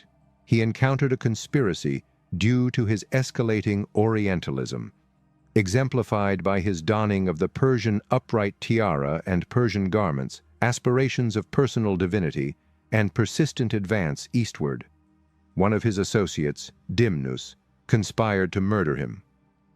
Philotas disclosed the conspiracy, although he did not promptly notify Alexander. Instead, another individual privy to the scheme informed the monarch. Dimnus promptly took his own life, while Alexander apprehended the remaining conspirators, including his royal bodyguard, Demetrius. Subsequently, he surprisingly charged Philotas with involvement in the conspiracy. Philotas endured torture, trial, and execution for his acts of treason. Simultaneously, Alexander commanded the execution of Philotas's father, Parmenion, who was located 800 miles distant in Ecbatana. According to Macedonian law, the relatives of a traitor were likewise condemned to death. This conspiracy, also referred to as the Phlotas scandal, is a controversial matter. Philotas was improbable to have participated in any conspiracy. His defense during the trial said that he had examined the accusation, but discovered no evidence. Thus, he deemed it unnecessary to inform Alexander. His inability to act was undoubtedly an error, although it did not justify execution. No persuasive rationale exists to elucidate Alexander's conduct against Philotas and Parmenion, except from personal considerations. For an extended period, both men had been denouncing Alexander's preference for Persian customs, and, as evidenced by the cases of the Thebans in 335 and the Tyrians in 332, once anyone opposed Alexander, reconciliation was impossible. Philotas initially confronted Alexander in 337 by informing Philip II of Alexander's intention to wed Pixodarus's daughter, and Alexander possessed a long memory. He capitalized on this scheme to eliminate two vociferous adversaries, notwithstanding their seniority and military acumen. The affair is sordid and exemplifies Alexander's escalating paranoia, which Ptolemy and the generals observed directly. Alexander divided Philotas's former role as commander of the companion cavalry between his childhood companion Hephaestion, who received his inaugural significant command, and Clitus the Black, who had rescued his life during the Battle of the Granicus River. In acknowledgement of Ptolemy's friendship and his loyalty during the Pixodarus incident, Alexander elevated Ptolemy from the ranks to the prestigious role of somatophylax, or personal bodyguard, previously held by Demetrius. This high-ranking position granted Ptolemy unrestricted access to Alexander and facilitated further opportunities for advancement within the military hierarchy. Some have argued that Ptolemy's extended promotion time was atypical. This assertion is unfounded. Alexander needed to sustain a close working connection between the old guard members he inherited from his father and the next generation of soldiers, including his childhood pals, which required dependence on the former. The elimination of Parmenion and Philotas signified a pivotal transition as Alexander progressively promoted his associates to high-ranking roles, thus aligning himself with those who shared his ambitious objectives. Hephaestion and Ptolemy exemplify the emerging generation gaining popularity. Ptolemy's renown was indisputably increasing, confronting Bessus. The time had come to pursue Bessus. The army advanced from Phrata to the Hindu Kush, referred to as the Caucasus by the Greeks. They traversed the 11,000-foot-high Kaiwak crossing, the highest and most eastern crossing of the Hindu Kush, during the harsh winter of 330 to 329, despite the profound snow and frigid temperatures. The crossing was arduous. The guys endured frostbite, and a scarcity of supplies compelled them to consume their pack animals uncooked. Amidst numerous adversities, Alexander endured with his peers. In this manner, he exhibited remarkable leadership attributes and empathy towards his soldiers, establishing his reputation as a legendary commander. He served as the military role model that his successors imitated. The army ultimately exited the pass, located barely 80 miles west of Bessus, who was stationed at Aornos, Tashkurgan, with 7,000 troops. It is an understatement to assert that Bessus was astonished by his adversary's winter crossing of the pass.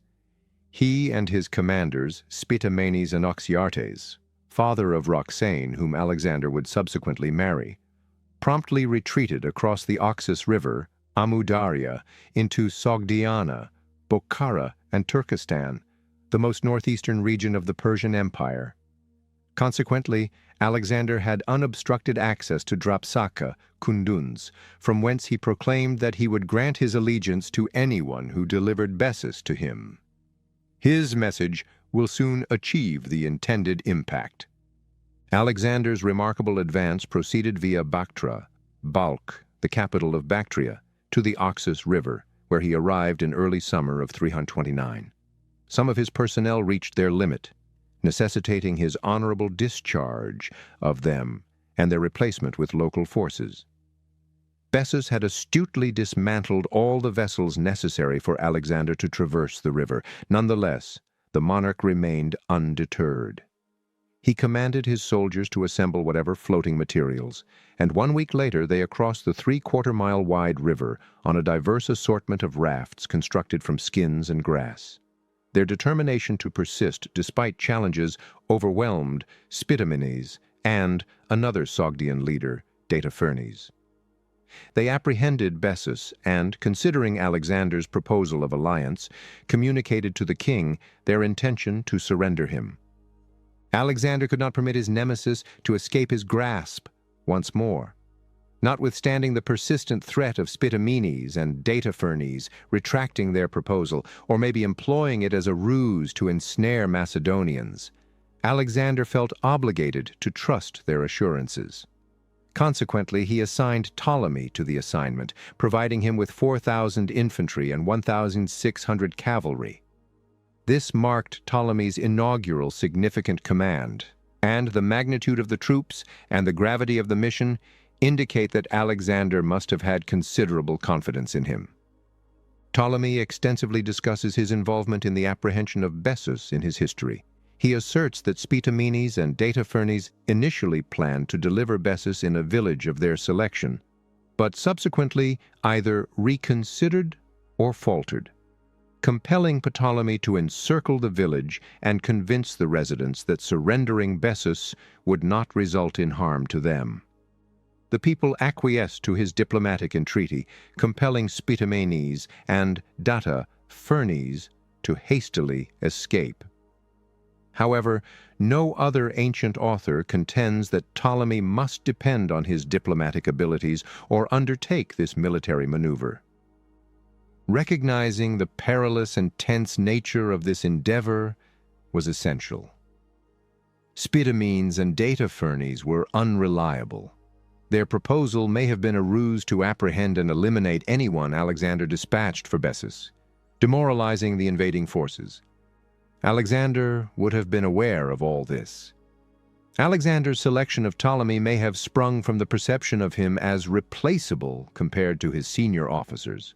Yet, considering Bessus's significance, it more likely reflected Alexander's trust and recognition of Ptolemy's military acumen. Nonetheless, this does not justify Ptolemy's exaggeration of his contributions. Alexander commanded that Bessus be delivered to him restrained with a wooden collar and unclothed. Alexander subsequently penalized Bessus for regicide by flogging him and dispatching him to Bactria, where his nose and ears were severed. In Ecbatana, Bessus was ritually impaled to death the subsequent year. Spitamenes and Datafernes quickly demonstrated little inclination to curry favor with Alexander, as they instigated a large and violent insurrection in Bactria and Sogdiana.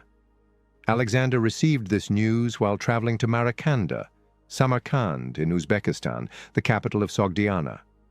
The Macedonians encountered severe guerrilla warfare for the subsequent 2 years, a combat style with which they were unacquainted. They were compelled to adapt swiftly, but ultimately yielded to the adversary. For instance, soon after traversing the Yaxartes River, Sirdaria, at the far northeastern boundary of the Persian Empire, they succumbed to an assault by the local Sake tribe. The Sasanian cavalry was famed for its lethal strategy of circling their adversary while discharging arrows into their ranks. The demise of perhaps 1,000 of Alexander's soldiers surprised him and compelled him to command a retreat. Despite his ability to regroup and vanquish the Sacans, resulting in the death of 1,000 and the capture of 150, the prior defeat constituted a significant setback and motivated the locals to persist in their struggle. During Alexander's engagement with the Sacans, Spitamenes had initiated a siege. Following the slaughter of a Macedonian rescue contingent, including 2,000 infantry and 300 cavalry by Marakanda, the entire Zarafshan Valley united in resistance against the invaders. An enraged Alexander compelled half of his soldiers to endure 3 days of forced marches to rescue Marakanda. In response to Ptolemy's flight, Alexander devoted the remainder of the summer of 329 to incinerating crops, demolishing cities, and potentially slaughtering up to 120,000 Sogdians in the valley for their allegiance to him. From this juncture, the degree of violence and mercilessness exhibited by the Macedonians on any locals who opposed them, in Afghanistan and subsequently India, escalated significantly. The Macedonians periodically annihilated entire populations, encompassing men, women, and children. It constituted genocide. Ptolemy's unyielding guerrilla assaults against the Macedonians and the persistent resistance of the villagers persisted for over a year. Alexander increasingly summoned Ptolemy, designating him as the commander of a troop contingent, collaborating with various squadrons and commanders across Sogdiana. The frustration Alexander experienced culminated tragically at his headquarters in the palace of Maracanda the subsequent summer, 328, when he killed the esteemed and reliable old general Clitus, co-commander of the companion cavalry. The episode also included Ptolemy. Alexander and Clitus participated in a furious dispute during one of the increasingly common drinking gatherings. Clitus was disconcerted by the excessive adulation directed towards Alexander by the attending sycophants, and he became enraged when they ridiculed the leader of their deceased compatriots at Maracanda. All the men had been inebriated, which may have prompted Clitus to rise and chastise everyone for their derision, thereafter criticizing Alexander for his Orientalism and claims of divinity. He concluded by raising his right hand and proclaiming, "This is the hand that salvaged you at that moment, Alexander," an allusion to preserving the monarch's life at the Granicus River in 334. Alexander, in a fit of rage, hurled the first object within reach, an apple, before charging toward Clitus to engage him in combat. At that moment, as a member of the royal bodyguard, Ptolemy seized Clitus and escorted him out of the room to mitigate the situation. An ancient author claimed that Ptolemy attempted to restrain Alexander, but it is more plausible that a bodyguard would eliminate the threat to the individual he was safeguarding. Had Alexander not continued to shout after Clitus, Ptolemy's prompt intervention would have been pivotal. The latter extricated himself from Ptolemy and returned to the apartment. He and Alexander re-engaged in their conflict, and Alexander yielded to intoxicated emotion, abandoning all rationality. He seized a spear from one of his bodyguards, the sole individuals permitted to bear weaponry at symposia, and thrust it into the defenseless Clitus, resulting in his immediate death. Alexander expressed guilt. Yet, his actions conveyed a foreboding warning to any of his subordinates contemplating opposition. Furthermore, at this juncture in the campaign against such an unyielding adversary, the assassination of Clitus was a significant misjudgment when Alexander required all the seasoned personnel available. The action was scarcely that of a formidable general or monarch. The personal dignity that had motivated his campaigns and which he anticipated from others had long since dissipated. Ptolemy did not document the Clitus occurrence in his history. Hence, Arrian relied on Aristobulus as his source for this account. One rationale is that Ptolemy sought to obscure Alexander's disreputable deed, which may hold some validity. However, if Ptolemy composed his narrative later in life, after ascending to kingship in 306, he had no obligation to sanitize the legacy of the late conqueror. See Appendix 1. Ptolemy has been shown to exaggerate his contributions to the Asian effort. Similarly, he would likely seek to obscure any shortcomings. As a royal bodyguard, he had effectively failed in his obligation by not averting a threat to his king.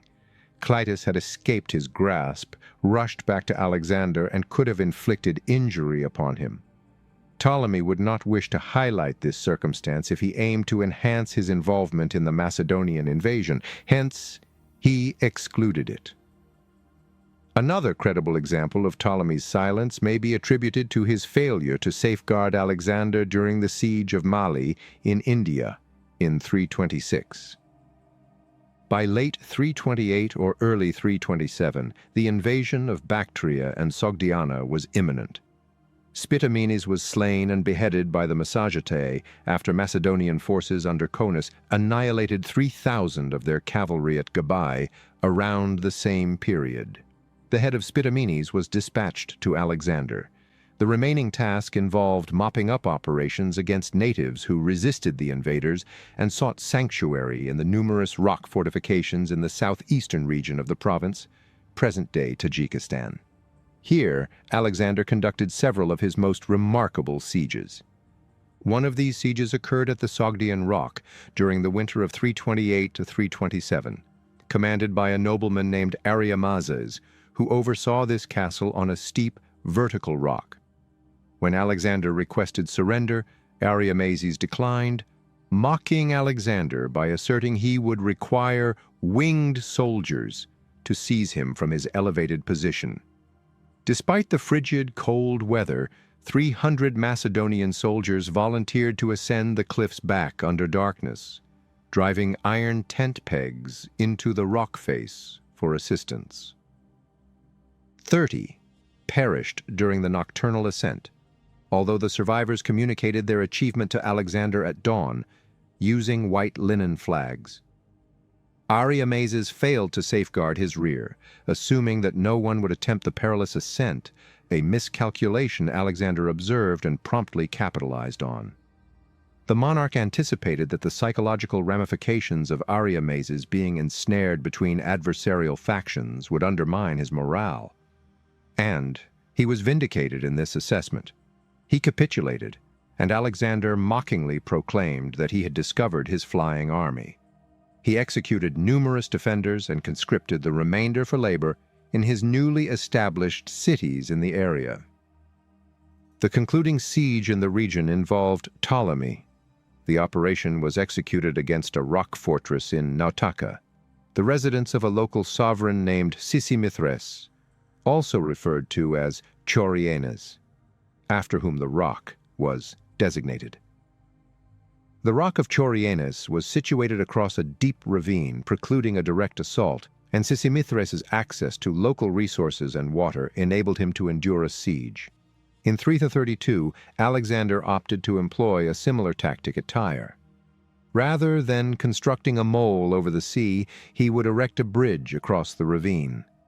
His laborers diligently undertook the effort around the clock, digging wooden pegs into the ravine's sides and affixing a crisscross foundation of wooden struts, which was then enveloped by compacted dirt, across which the warriors would assault Sisimithres. Ptolemy and two royal bodyguards, Perdiccas and Leonatus, oversaw the nocturnal operations. Alexander constructed the bridge and maneuvered his colossal siege engines upon it while incurring significant losses from opposing projectiles. Sisimithres, as Alexander had anticipated, was sufficiently deterred at their mere appearance. Sisimithres, taken aback by Alexander's swift advancement, lost confidence and capitulated. Consequently, Alexander quelled the extensive insurrection in Bactria and Sogdiana. He could now contemplate other matters, including the invasion of India. Before then, he encountered a further conspiracy and resistance to his conviction of being a deity on earth. In the spring of 327, near the conclusion of his residence in Maracanda, Alexander wed Roxane, Roshanak, beautiful star, the 16-year-old offspring of Oxyartes of Bactria. The precise location of their initial encounter remains uncertain, though it likely occurred after his conquest of either the Sogdian rock or the rock of Chorienes. He wed her in the Macedonian tradition, severing a loaf of bread with his sword and sharing it with Oxyartes. Nevertheless, his warriors were discontented, as they had desired their king to espouse a Macedonian bride. While Curtius asserts that the union of Persians and Macedonians would strengthen his kingdom, Alexander, like in all his actions, had a pragmatic motive for marrying Roxane. He needed Oxyartes' assistance to secure the compliance of Bactria and Sogdiana. Alexander was determined to invade India and could not tolerate a mutiny in Bactria behind him. He was confident that Oxyartes, a Bactrian nobleman, would avert any issues. Consequently, the marriage was political, akin to that of his father, Philip. Roxane is among the most lamentable individuals of the era. Alexander, who had cohabited with his mistress Barsine since 333, compelled her to marry him. To complicate matters, he pregnant Barsine, leading to the birth of their son, Heracles, named after the mythical founder of the Argead dynasty. Upon Alexander's death in 323, Roxane was enceinte and delivered a son, Alexander IV. Nonetheless, the successors consistently failed to provide her the dignity and respect befitting her status as Alexander's widow and the queen mother, while Alexander IV was exploited as a pawn in their conflicts. In 310, the Argead dynasty of Macedonia concluded with the execution of Alexander IV and his mother. The army advanced from Marakanda to Bactria, present-day Balkh, in northern Afghanistan.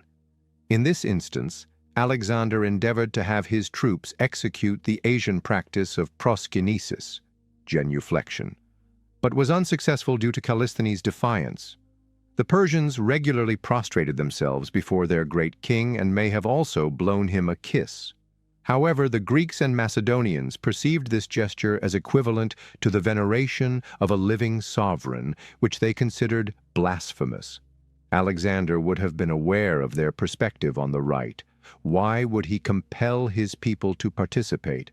It appears improbable that he employed the ritual as a universal greeting for all his subjects, as is occasionally posited.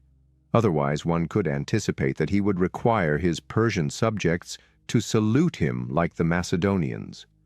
The most credible theory is that he perceived himself as a deity, and proskynesis served as the means for his men to venerate him. Nonetheless, one evening at a feast, Callisthenes, the court historian, departed without bidding him farewell with a kiss. Alexander commanded Callisthenes to comply, but he declined. His insubordination motivated others to emulate him, compelling Alexander to relinquish the endeavor. Ptolemy was prudent in distancing himself from any appearance of divinity throughout his leadership in Egypt, considering the army's response to Alexander. While in Marakanda, Alexander was significantly impacted by an assassination attempt orchestrated by several royal pages, notably led by Hermolaus. During a recent hunt, as Alexander prepared to spear a wild boar, Hermolaus killed the animal, resulting in his flogging for infringing upon the king's customary right of first kill. Despite his culpability, Hermolaus seemingly convinced several other pages to assist him in assassinating the king throughout the night, as he slumbered. Alexander inadvertently thwarted the conspiracy by unexpectedly engaging in a night of revelry with his companions. Nevertheless, one of the pages, Eurylochus, disclosed the scheme to Ptolemy the following day.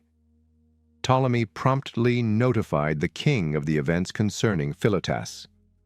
Alexander had to search through all the pages for information.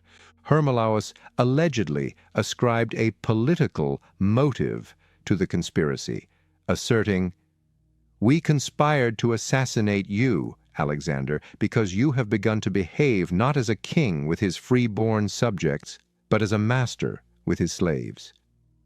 However, Alexander subsequently accused Callisthenes of collusion, despite numerous ancient authors maintaining that no individual had revealed his name. Nevertheless, Ptolemy and Aristobulus offered an alternative perspective. Aristobulus claims that the youths contended it was Callisthenes who incited them to undertake the audacious endeavor, a sentiment echoed by Ptolemy. Nonetheless, most writers contest this view, asserting that Alexander readily accepted the most unfavorable perceptions of Callisthenes, stemming from his pre-existing animosity towards him. We must consider the likelihood that Alexander manipulated the conspiracy to eradicate Callisthenes, who had thwarted his recent proskynesis initiative. The conspiracy involving the page bears similarities to the Philotas conspiracy, wherein Alexander may have intentionally implicated an opponent to eliminate him.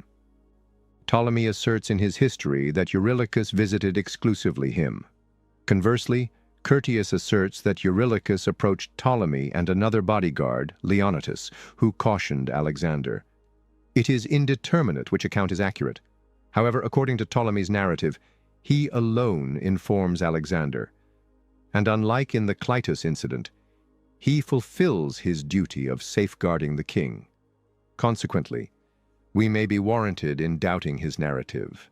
Alexander could now focus on India, because he had secured authority over Bactria and Sogdiana. His campaign there would represent the pinnacle of his invasion of Asia, resulting in Ptolemy gaining greater prominence. In late spring of 327, Alexander and 70,000 soldiers advanced into the region the Greeks referred to as India, now known as Pakistan and Kashmir, following the 1947 partition. The Greeks have limited knowledge about India. During Alexander's era, the region was merely officially affiliated with the Persian Empire, due to its considerable distance from the Persian cities and the autonomy of the Indian tribes in the Swat, Bajaur, and Buner areas of the northwest frontier. Alexander's motivations for invading India were numerous. Retribution for the Indians' alliance with Xerxes against the Greeks in 480. Vengeance for the Kabul Valley Indians who had provided troops and 15 elephants to Darius at Gaugamela. The opportunity to emulate his forebears, the deity Dionysus, allegedly having traversed India en route to Greece, and Heracles, whose progeny established an Indian dynasty. The aspiration for the Indians to deify him. The ambition to reach the Southern Ocean and ascertain whether Aristotle's assertion of India as a minor promontory extending into the Southern Ocean was accurate. And his personal quest to reach the periphery of the known world, surpassing previous conquerors such as Cyrus the Great, who had also invaded India. Alexander aimed for the initial phase of his assault to arrive at the Indus River. He partitioned his army into two divisions. One contingent, led by Hephaestion and Perdiccas, was to traverse the Kofun, Kabul river through the Khyber Pass, the principal route into India. The other contingent, commanded by Alexander and Craterus, would advance down the Chosp's Kunar River and the northern Bajaur and Swat territories. Both divisions of the army were to converge at the Indus. Ptolemy served beside Alexander as one of his bodyguards. Alexander anticipated encountering greater resistance on his journey than Hephaestion and Perdiccas did on theirs. And he was correct. In the Swat Valley, adjacent to the Choas River, the Aspasian peoples occupied multiple fortifications to impede his progress, compelling him to besiege each one. In the initial siege, an arrow penetrated his breastplate, causing injuries to both Leonatus and Ptolemy. However, on the second day, the Macedonians prevailed when the defenders charged them and retreated to the highlands. Alexander's forces promptly executed the seized prisoners and chased the survivors. Ptolemy engaged in a formidable and lethal confrontation with the chieftain of the Aspasians, as recounted in his history. Ptolemy, son of Lagus, observed that the Indian chieftain was situated on a specific hill, encircled by several of his shield-bearing troops. Notwithstanding the considerable disparity in numbers, he continued to pursue him on horseback. However, his horse struggled up the slope, prompting him to abandon it and let one of the shield-bearing soldiers take the lead. He subsequently pursued the Indian on foot, without hesitation. Upon observing Ptolemy's approach, he turned around, as did the shield-bearing guards accompanying him. The Indians at close range struck Ptolemy in the chest with a long spear, but the breastplate mitigated the force of the impact. Ptolemy struck directly through the Indian's thigh, defeating him and disarming him. Upon witnessing their leader's lifeless body, the warriors lost their resolve. However, those on the mountains, upon observing their chieftain's corpse being taken by the adversary, were overtaken by outrage and descended, entering into a fierce battle over him on the hill. Alexander was now atop the hill with the infantry, who had alighted from their horses. They descended upon the Indians, forcing them into the mountains after a fierce conflict, and retained custody of the corpse. Ptolemy's self-aggrandizement is evident in this narrative, assuming its authenticity, since the conflict between him and the Indian chieftain evokes the intense battles depicted in Homeric literature. Nevertheless, his account of the confrontation may not be impossible, because he's shown comparable valor in defending a fort against Perdiccas in 320. Simultaneously, if the particulars are accurate, we may reproach Ptolemy for exacerbating the predicament of the Macedonians by his refusal to surrender the corpse, inciting the Indians to further hostilities over it. Alexander was enthusiastic about engaging with as many indigenous people as possible. Upon arriving near Arrhageum, he dispatched Ptolemy on a foraging mission. Ptolemy returned with the disconcerting report that he had observed significantly more campfires than those present in Alexander's camp, indicating that the native population was substantially larger than Alexander had expected. The monarch initially expressed skepticism and partitioned his army into 3 divisions led by a distinct commander, himself, Leonatus, and Ptolemy, whose forces comprised cavalry and the elite Hypaspists. 8 individuals proceeded to the indigenous encampment on a hillside and triumphed in intense combat, during which Ptolemy and Leonatus distinguished themselves. More than 40,000 Indians were apprehended, along with 230,000 oxen. Ptolemy, predictably, characterizes his own combat as the most arduous against the most formidable adversary, and succinctly recounts the triumphs of Alexander and Leonatus. A fierce competition occurred, and Alexander triumphed effortlessly. The 3rd division of Leonatus's army likewise vanquished his adversaries. Ptolemy organized his battalions into columns, directing them to the location where the hill appeared most vulnerable, not encircling it completely, but allowing space for the barbarians to escape if they chose to do so. These troops battled fiercely, owing to the challenging terrain and the superior strength of the Indians compared to other barbarian groups in this region. The Macedonians effectively expelled these individuals from the mountain.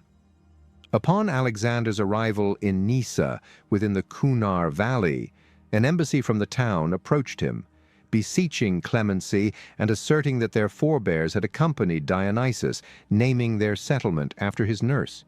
This narrative may not be as implausible as it initially appears, as Dionysus was reputed to have traversed India on his journey to Greece, and Alexander was increasingly aligning himself with Dionysus rather than Heracles. Upon observing what appeared to be ivy, the emblem of Dionysus, he acquiesced to their narrative and granted them clemency. He stayed in Nisa for 10 days, during which he and his warriors, adorned with ivy crowns, engaged in frenzied, inebriated revelries across the forests and mountains. The Nisans' probable fabrication of their link to Dionysus to garner favor was of little consequence, considering his increasing affiliation with that deity. Subsequent hostilities ensued in the lower Swat Valley, adjacent to the Himalayan foothills, against the Accesseni, who inhabited several mud brick and stone fortifications. Alexander initially besieged Massaga, located at the Katgala Pass's northern terminus, where the Assassini king and 7,000 Indian mercenaries had sought refuge. Ptolemy likely engaged in this siege as well. Following 4 days of siege, the monarch was slain, and Queen Cleophas acquiesced to Alexander's demands of capitulation, permitting the Indian mercenaries to enlist in his forces. Nonetheless, as the latter exited the city and ascended a neighboring hill, Alexander exterminated each of them.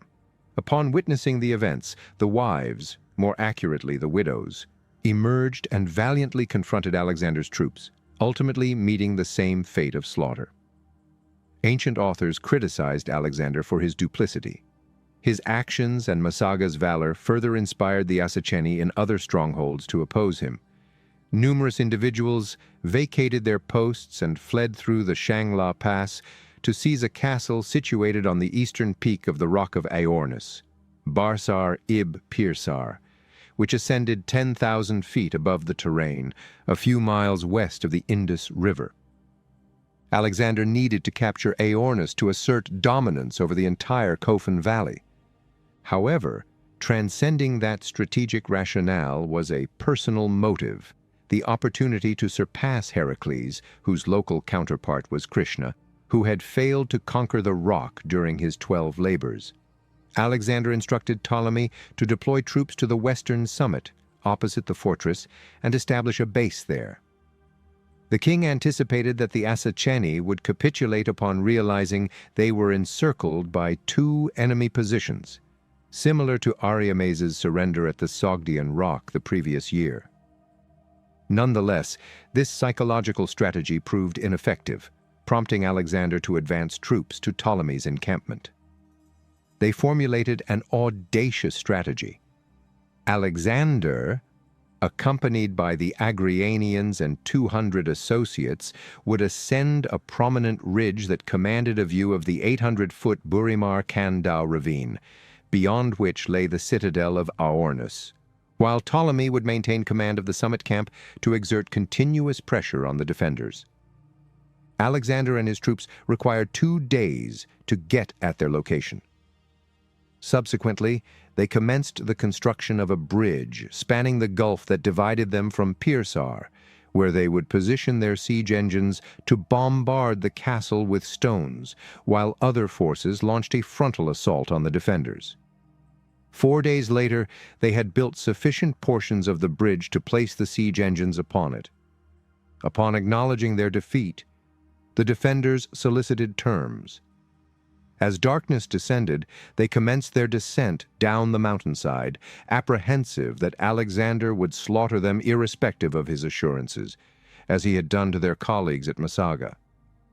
Anticipating an escape attempt, Alexander and his troops swiftly crossed the bridge and seized the castle. A portion of the Achaemenids fled across the Indus to Abyssares of Hazara, present-day Kashmir. The others were apprehended and enslaved. Ptolemy significantly contributed to the siege's success, albeit Alexander's overarching responsibility. Having secured control of the Kofun Valley, Alexander convened with Hephaestion, Perdiccas, and their forces, possibly in Ohind, Udabhandapura. The two commanders experienced none of the challenges faced by Alexander, except for a rebellion by the prince of Puselaotis, Charsada, who initially surrendered his city but reneged upon their departure. Following a 30-day siege, during which the prince died, the city capitulated. As the army neared the Indus Taxiles, the sovereign of Taxila, Takshashila, located 20 miles northwest of Islamabad and the greatest city between the Indus and Hydaspes, Jhelum rivers, dispatched provisions as a gesture of goodwill. In about April 326, Alexander and his troops reached Taxila. Notably, considering the distance from Greece, it had been hardly 8 years since the army first set foot on Asian territory, and Alexander had not yet reached the age of 30. The men's aspirations for a well-deserved respite in Taxila were thwarted upon receiving news that Porus, the sovereign of Porava, situated in the Punjab between the Hydaspes and Assizines rivers, had mobilized an army to obstruct Alexander's advance across the Hydaspes River.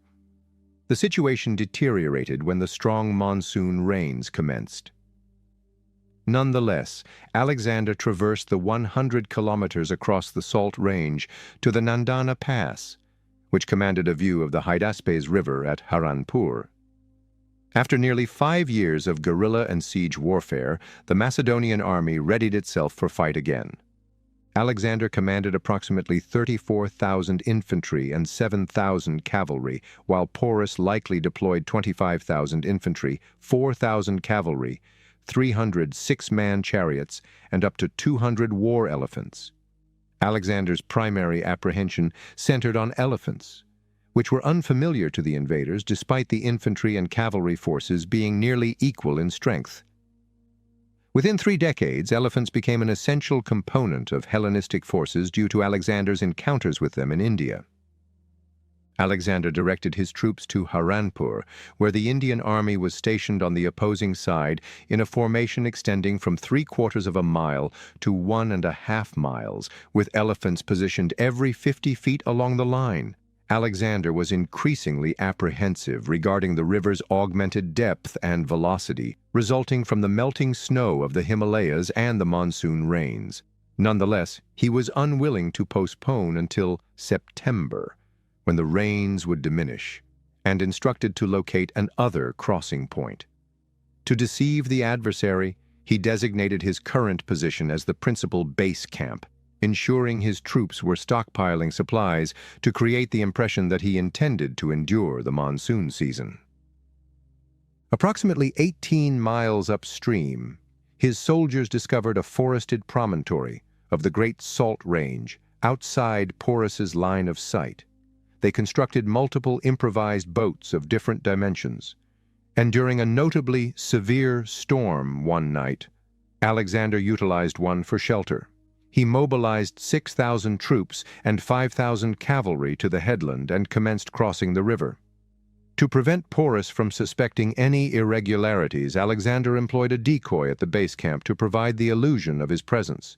Alexander intended to ambush Porus from one flank, while Craterus and the other troops at the base camp would traverse the river and assault him head-on.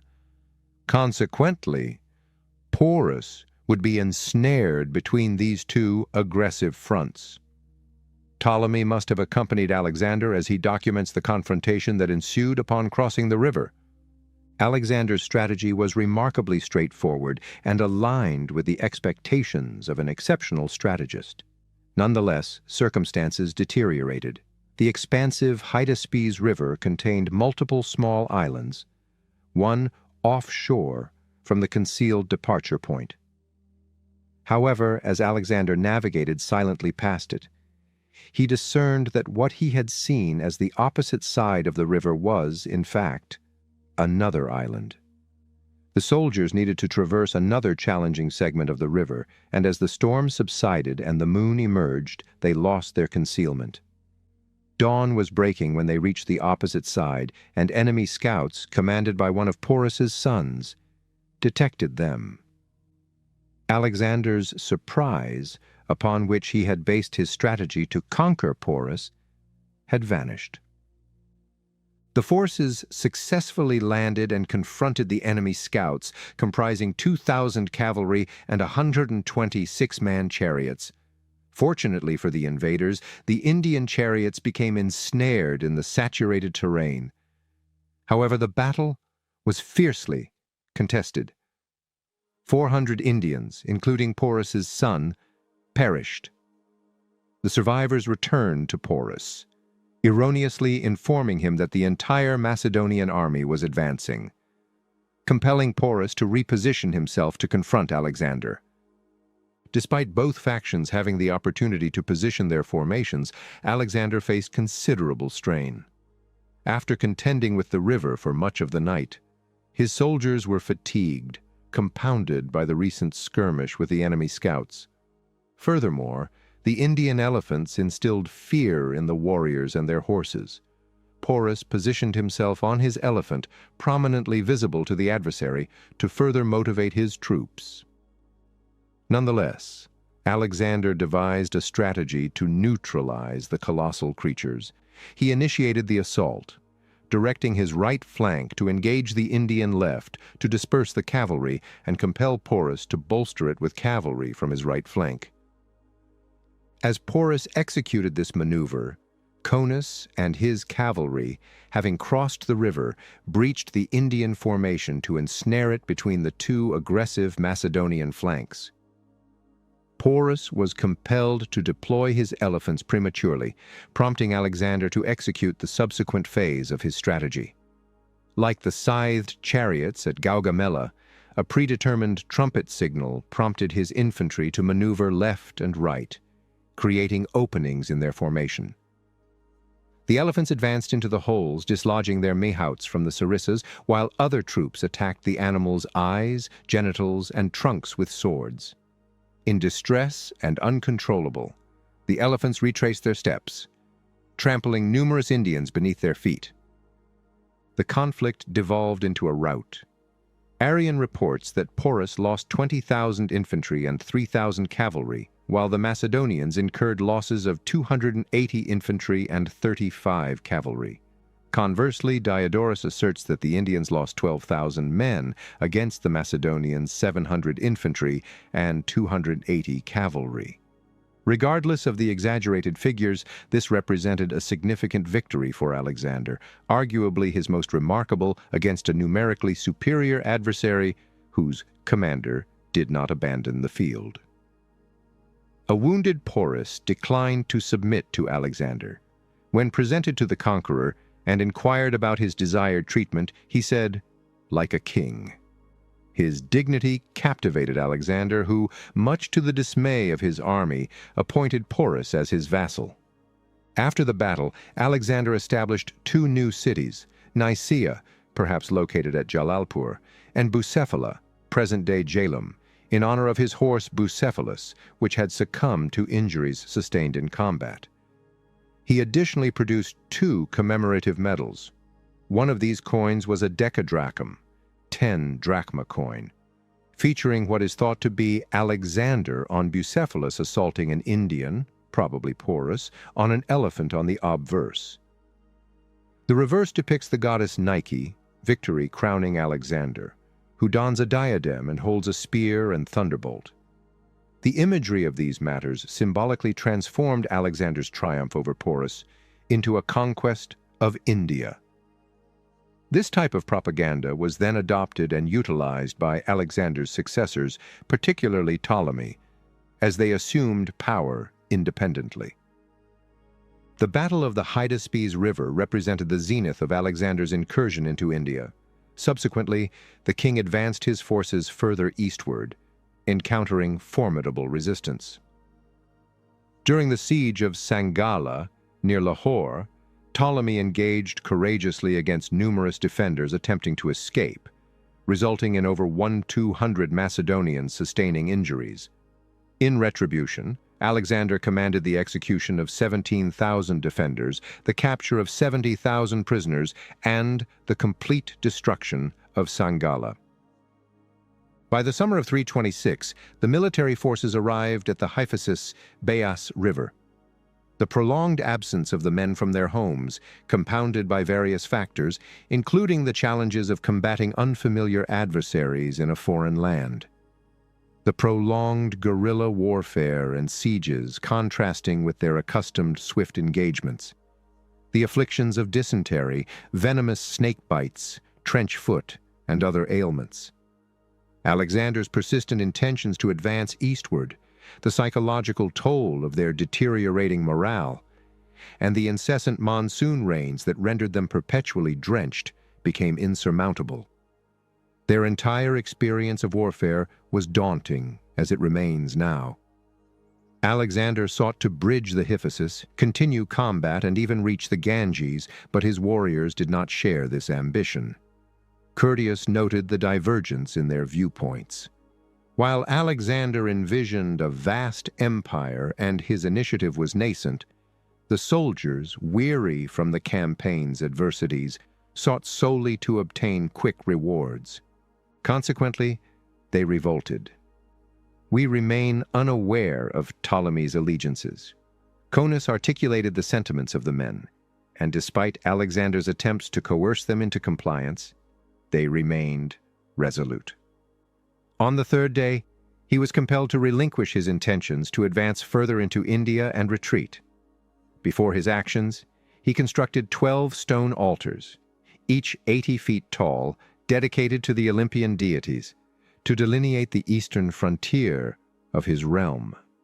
Shortly thereafter, an enigmatic ailment resulted in the demise of Coenus, who had opposed Alexander at the river. Serendipity? No ancient author attributes Coenus's death to Alexander. However, it is evident that forgiveness became unattainable if an individual opposed Alexander. Alexander remained intent on navigating the southern Indian Ocean. Hence, the army returned to the Hydaspes, where Craterus had been constructing a substantial fleet. In November, amidst considerable celebration, the fleet embarked, but inclement weather caused significant destruction and damage to numerous vessels near the confluence of the Indus and Assassines rivers. Instead of idling during the ship repairs, Alexander conducted raids in the area of the Malli, Malavas peoples, situated on both banks of the Hydraeotes in the lower Punjab. They had not provided him symbols of capitulation, nor engaged in diplomatic communication, leading him to conclude that they were his adversaries. He partitioned his army into multiple distinct divisions, each led by a separate commander, tasked with assaulting various sectors of the region. He directed Ptolemy to remain at the base camp for 3 days, subsequently retracing his route to gather any survivors. This conquest through terror seized all Malian settlements west of the Hydra Orties within a week and exterminated their populations. The surviving locals retreated to a citadel in the city of Malli. The city capitulated swiftly, although the citadel remained steadfast. Alexander's troops were not entirely devoted to seizing the citadel, presumably due to exhaustion from prior sieges, prompting him to climb a scaling ladder to the battlements to inspire them. His example was effective. However, they all hastily ascended the scaling ladders, resulting in their collapse under the weight. Alexander, Peucestus, Leonatus, and Abraeus were caught unawares at the wall's summit. Under Alexander's command, they plunged into the enemy's ranks, prepared to fight until the conclusion. Abraeus swiftly succumbed to an enemy arrow, while another arrow pierced Alexander's breast and exited through his neck. It likely ruptured a lung, since Ptolemy recounts that air was expelled from the wound along with the blood. Peucestus protected Alexander until the soldiers outside, fearing he might be deceased, stormed the fortress to rescue them. They exterminated all those within in retribution for Alexander's grievous injury. Alexander's physician remarkably preserved his life. However, his recuperation required several weeks. The siege of Malli offered Ptolemy a good opportunity to incorporate his involvement into his history, yet he remains silent regarding his participation. Arrian asserts the notion that Ptolemy accompanied Alexander in the fortress and that he, rather than Peucestus, shielded the monarch when he collapsed. Arrian subsequently addresses the discrepancies in our sources. Some have documented that Ptolemy, son of Lagus, accompanied by Peucestus, ascended the ladder with Alexander, that Ptolemy shielded him while he was injured, and that he was referred to as Soter's savior for this reason. Ptolemy documented that he was absent from this engagement, as he was in combat against other barbarians leading a separate army. The pertinent question arises, albeit unanswerable. Who were these barbarians that Ptolemy confronted, and why did Arrian and other authors neglect to mention his expedition? It's possible that Ptolemy was indeed at Malli, and his silence may have been an attempt to conceal his failure to safeguard his monarch as a royal bodyguard, similar to his involvement in the death of Clitus in 328. Alexander's near-fatal encounter at Malli underscored a significant oversight on his part. Had Alexander perished, who would have ascended to the throne? He remained without an heir. Even more concerning for the soldiers was who would assume command to guide them home. The divergent personalities of the leaders and their mutual distrust resulted in none of them would have been acceptable to the others, as demonstrated by the aftermath of Alexander's death. During the campaign, Hephaestion and Craterus experienced a confrontation, prompting Alexander to strategically place them on opposing sides of the Indus River while he navigated downstream. By assigning diverse responsibilities and directives to his top staff to implement checks and balances to avert conflict, Alexander may have cultivated animosity among them, which became increasingly apparent during the wars of the successors. Escalating savagery characterized subsequent campaigns, a tendency we initially began monitoring in Bactria. They exterminated 80,000 Indians in a campaign against a prince named Oxycanus and a someone named Sambus, west of the Indus. Even the Brahmins, regarded as the most sacred individuals in India, were not exempt from the massacre. The Brahmins comprised philosophers, soldiers, and advisors to monarchs, a blend that Alexander and his troops had not previously seen. During the Malli War, the invaders assaulted the town of Harmatelia, inhabited by Brahmins, and exterminated the whole population. This killing constituted a grave miscalculation, since the Brahmins commenced inciting their compatriots to rebel against Alexander. In the assault on Harmatelia, numerous invaders, including Ptolemy, sustained injuries from arrows coated in snake venom wielded by the Brahmins. They commenced to perish, and it was reported that Alexander observed Ptolemy in his tent, envisioning a snake presenting a plant in its jaws. The plant served as the antidote which Alexander promptly discovered. He applied it to Ptolemy, thereby preserving his life and the lives of other injured men. The narrative regarding the dream is evidently fictional, particularly since Ptolemy does not mention it in his history, and it would be astonishing if he overlooked the opportunity to recount Alexander's act of saving his life. In the summer of 325, Alexander reached Patala, perhaps Hyderabad in southern Pakistan, and navigated down the Indus River into the Indian Ocean, which he designated as the southern limit of his dominion. Ptolemy followed him while he commanded one of the triremes. This would mark the final occasion Alexander experienced success in India. Upon his return to Patala, the Brahmins initiated a rebellion against the invaders in conjunction with several kingdoms. Alexander had introduced India and Bactria to the west, and the Seleucid kings capitalized on his accomplishments. However, the revolt marked a disgraceful conclusion to Alexander's campaign in India. In fact, Bactria and Sogdiana also revolted against Macedonian authority as he advanced westward toward Babylon. Rather than exiting India via the same route of entry, Alexander led approximately 30,000 troops, accompanied by a convoy of their Asian wives, families, and possessions, along the barren Gedrosian coastline, Makran in Baluchistan, subsequently traversing the Gedrosian desert into Carmania. His motivation was personal.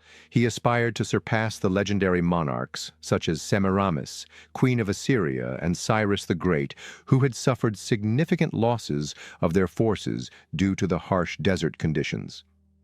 In doing so, Alexander perhaps committed his reign's most significant military error. Alexander departed through contemporary Karachi and the Lasbela Plain, traversed the Kurthar Range, and entered the Gedrosian Desert. Ptolemy likely accompanied him on the arduous journey from early October to early December of 325, traversing over 450 miles across the Dashtiari Plain north of the Bampur River, ultimately reaching Pura, possibly modern Iranshar, the capital of Gedrosia. The contemporary author Aristobulus vividly depicted the hardships faced by the men, many of whom perished daily from the extreme heat, collapsing and dying in their tracks. As Arrian noted, this march was more arduous than all the combat of the preceding decade. Flash flooding posed a significant challenge. One evening, the army had set up camp in a dry riverbed, but an unexpected torrential downpour transformed it into a violent river, sweeping away the entire baggage train, including the soldiers' families. It is hardly surprising that the men consumed food and drink incessantly upon arriving in Pura before engaging in a frenzied week-long drinking spree while heading westward through Carmania. Alexander donned the guise of Dionysus and performed on a distinctive chariot, reinforcing his connection to the deity and his conviction in his own divinity. The monarch claimed superiority over Cyrus and Semiramis, although at what expense? Alexander advanced from Carmania to Pasargadae, where he paid homage at the tomb of Cyrus the Great, to Persepolis, where Ptolemy reappears. In India, Alexander convinced a Brahmin named Calanus to join him on his quest. Calanus had succumbed to illness in Pasargadae, and upon arriving in Persepolis, he saw that his demise was imminent. By his religious convictions, he chose to die by self-immolation, and requested Alexander to prepare a funeral pyre for him. Alexander esteemed Calanus and assigned Ptolemy the responsibility of constructing the pyre. 41. Upon its completion, Calanus ascended to the summit while trumpets resounded and the men applauded him. He remained motionless while the pyre was ignited, and the flames consumed him. Alexander commemorated Calanus's demise with competitions and celebrations, featuring a drinking contest so extreme that 35 men perished during it, and 6 more shortly thereafter. Alexander advanced from Persepolis to Susa, reaching his destination in late February or March of 324. He conducted a mass marriage wherein he and more than 90 of his senior staff wed Persian noblewomen. Many of the bridegrooms likely had wives in Macedonia, but this posed no issue as the Macedonians practiced polygamy. Alexander wed Stateira, the eldest offspring of Darius III, and Parysatis, the youngest progeny of Artaxerxes III. Ptolemy espoused Artachema, daughter of Artabazus. As did the other bodyguards, he also received a gold crown as a nuptial gift.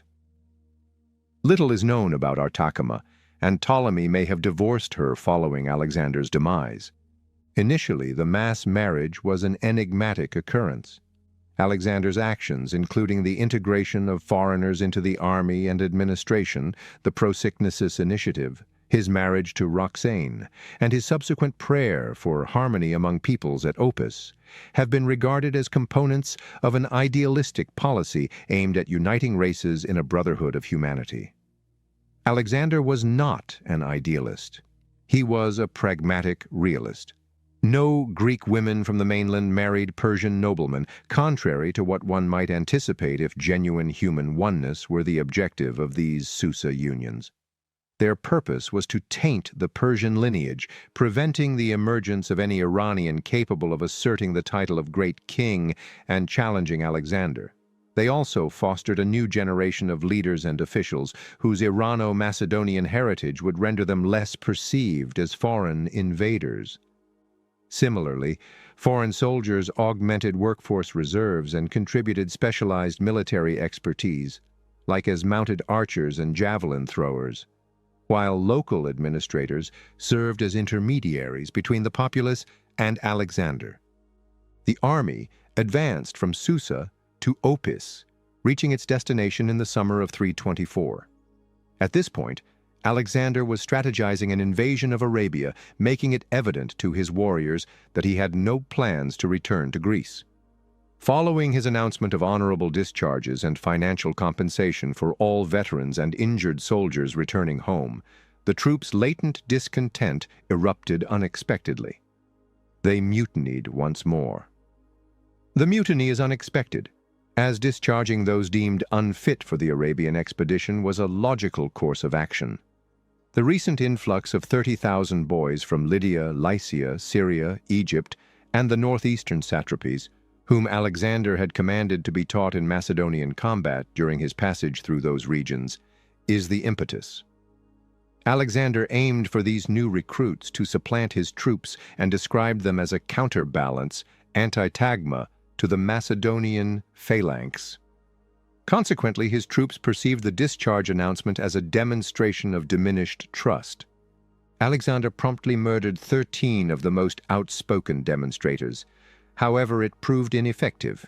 He presented an extensive discourse to his warriors that extolled his father's achievements nearly as much as his own. Nevertheless, his endeavors proved futile. For 3 days, his forces resisted until he ultimately substituted senior Macedonian officers with Persians and reassigned Macedonian titles for his foot companions and companion cavalry to Persian soldiers. This became overwhelming, resulting in his men's surrender. Alexander pardoned them and hosted a reconciliation dinner that evening, during which he prayed for unity among all. His prayer has occasionally been attributed an idealistic reason, suggesting he sought harmony among races to foster a brotherhood of humanity. Nevertheless, it was mostly pragmatic. Alexander aimed to prevent discord within his soldiers during the Arabian expedition. Alexander designated his general Craterus to escort the 10,000 discharged infantry and 1,500 veteran cavalrymen from Opis to their residences in Greece. Furthermore, Craterus was to take on the responsibilities of the 73-year-old Antipater as the guardian of Greece, while Antipater was to provide 10,000 troops to Alexander in Babylon. 49. Antipater doubted Alexander's intentions and, for his own safety, dispatched his son Cassander without troops, which may have significantly endangered his son. Cassander arrived in Babylon just before the king died in 323, and rekindled his acquaintance with Ptolemy, whom he had not encountered in 10 years. Hephaestion was Alexander's closest childhood companion, with whom he likely shared a homoerotic bond. In the autumn of 324, as the army transitioned from Opis to Ecbatana, Hephaestion passed away. He became ill following a drinking party and developed a fever, prompting his doctor to prescribe a strict diet.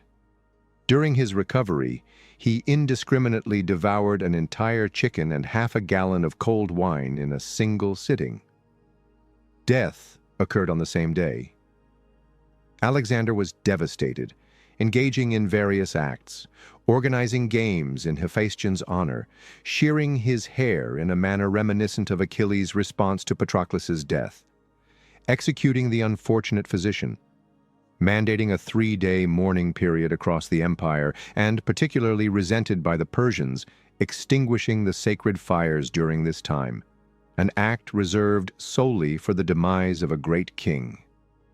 Perdiccas was to transport Hephaestion's remains to Babylon for a ceremonial interment in a ziggurat exceeding 200 feet in height, for 10,000 talents. The magnitude of Alexander's sorrow illustrates his growing sense of isolation. In the winter of 324-323, he conducted a 40-day campaign against the Caucaeans in the Zagros mountain range, adjacent to Media, present-day Luristan, southwest of Ecbatana. This was the final expedition he ever embarked upon, which Plutarch asserted was to distract himself from Hephaestion's demise. The Caucaeans governed crucial communication routes and imposed a toll on passengers between Ecbatana and Babylon.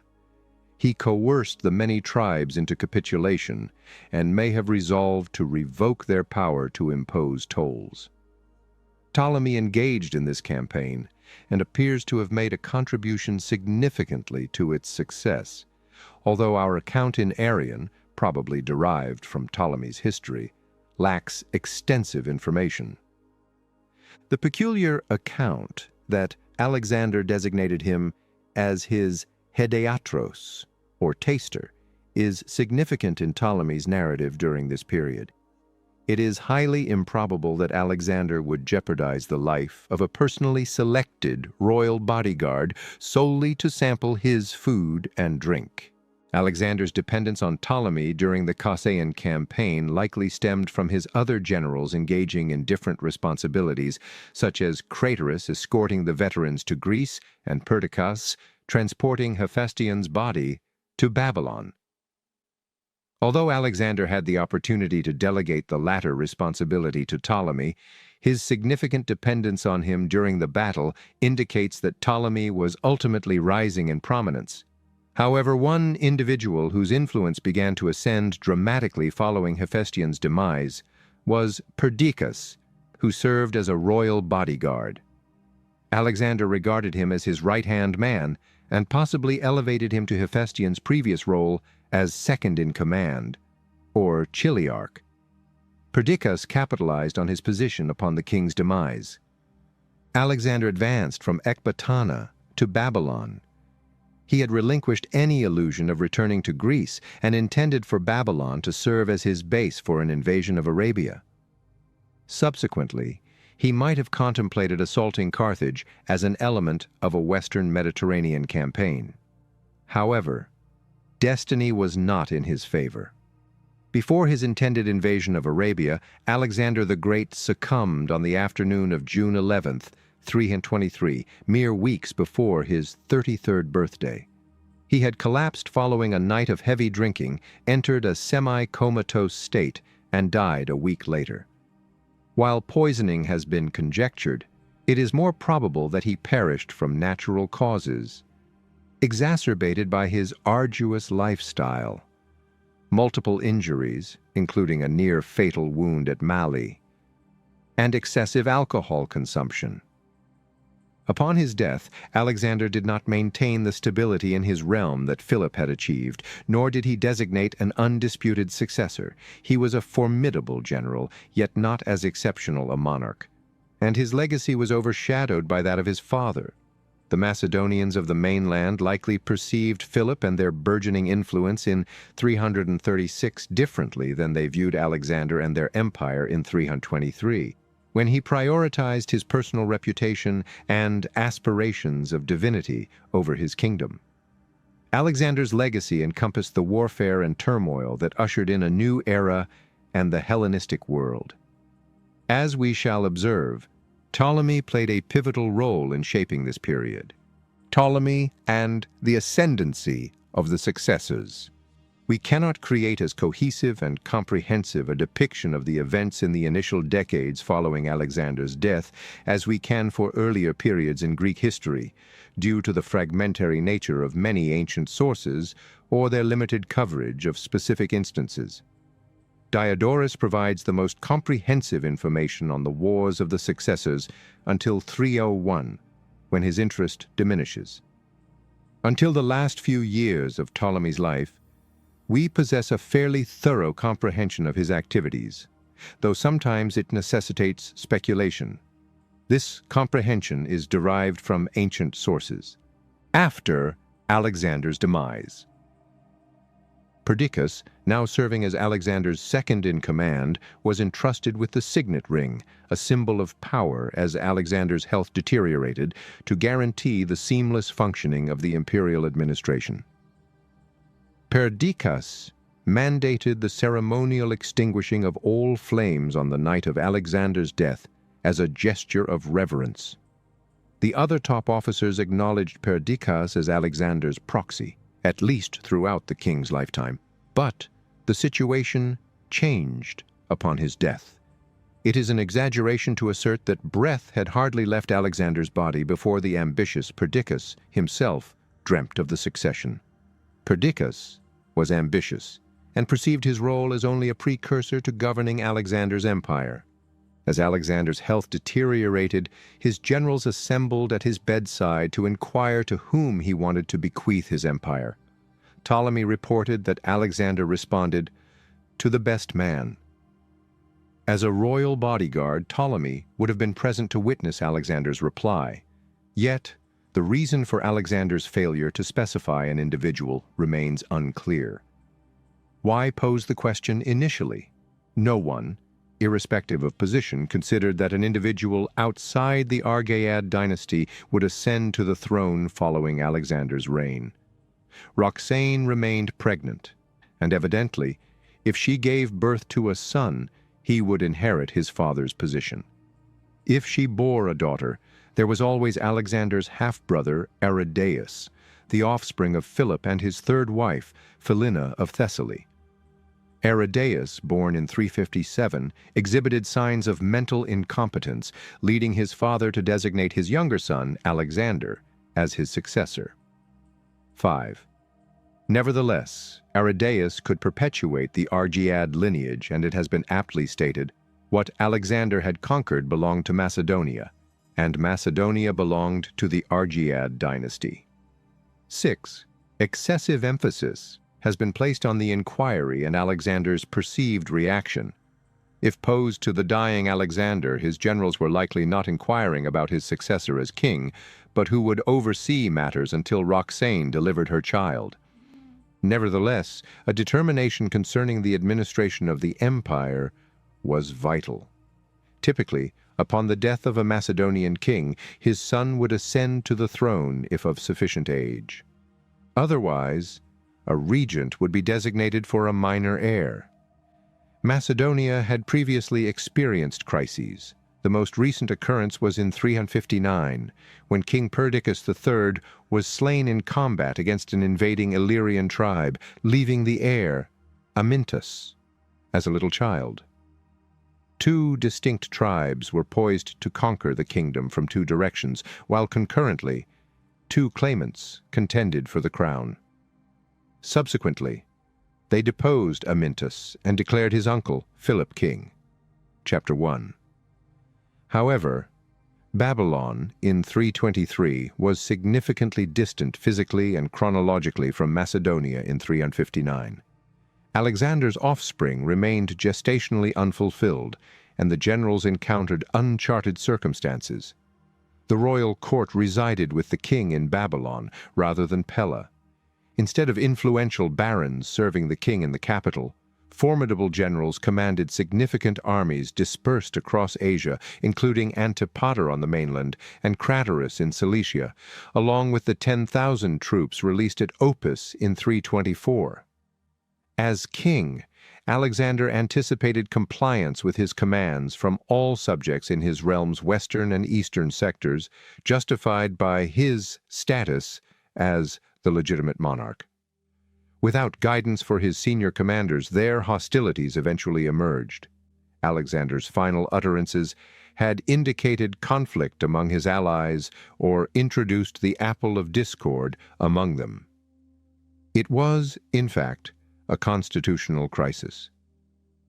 The successors, driven by a desire for personal dominance, readily fragmented Alexander's diverse kingdom and formed or dissolved alliances among themselves as their interests dictated over the years. Consequently, they transformed the Greek world into a battleground for 40 years, resulting in the demise of the 300-year-old Argead dynasty and the ascendance of Ptolemy to prominence in history. Contrary to the prevalent notion that events unfolded rapidly following Alexander's demise, no ancient historian substantiates this assertion. It would have required time for Perdiccas to finalize the arrangements for Alexander's remains and address other urgent issues, particularly assuaging the discontented army, which felt forsaken far beyond the Euphrates, encircled by adversaries who were decidedly dissatisfied with the new Macedonian governance. Reports indicate that the soldiers cautioned against civil strife due to the absence of a legitimate heir to the throne. This situation implied that each commander would pursue personal power, thereby inciting further bloodshed following the extensive fatalities in Asia. Perdiccas likely relished the opportunity to govern for as long as possible, resulting in a delay before convening a meeting of senior staff in Babylon to determine the course of action. The key figures relevant to Ptolemy's narrative included Perdiccas, Antigonus Monophthalmus, who had been appointed satrap of Phrygia after the Battle of Issus in 333 and commanded a substantial army, Ptolemy, Seleucus, Leonatus, another royal bodyguard, Lysimachus, also a bodyguard, Cassander, son of Antipater, who had arrived at court in 324, Antipater, the guardian of Macedonia and Greece, and Craterus, who was in Cilicia en route to Macedonia, with veterans discharged by Alexander at Opus in 324. There is no evidence suggesting that anyone anticipated Antipater, Craterus, or Antigonus would travel to Babylon. In this scenario, all parties, including the troops, were expected to adhere to the choices rendered there. Similarly, no one could have anticipated that Antigonus in Phrygia would exert the greatest effort to restore Alexander's former empire, significantly influencing the events of the subsequent 2 decades. Perdiccas exerted control over the proceedings due to his positional authority.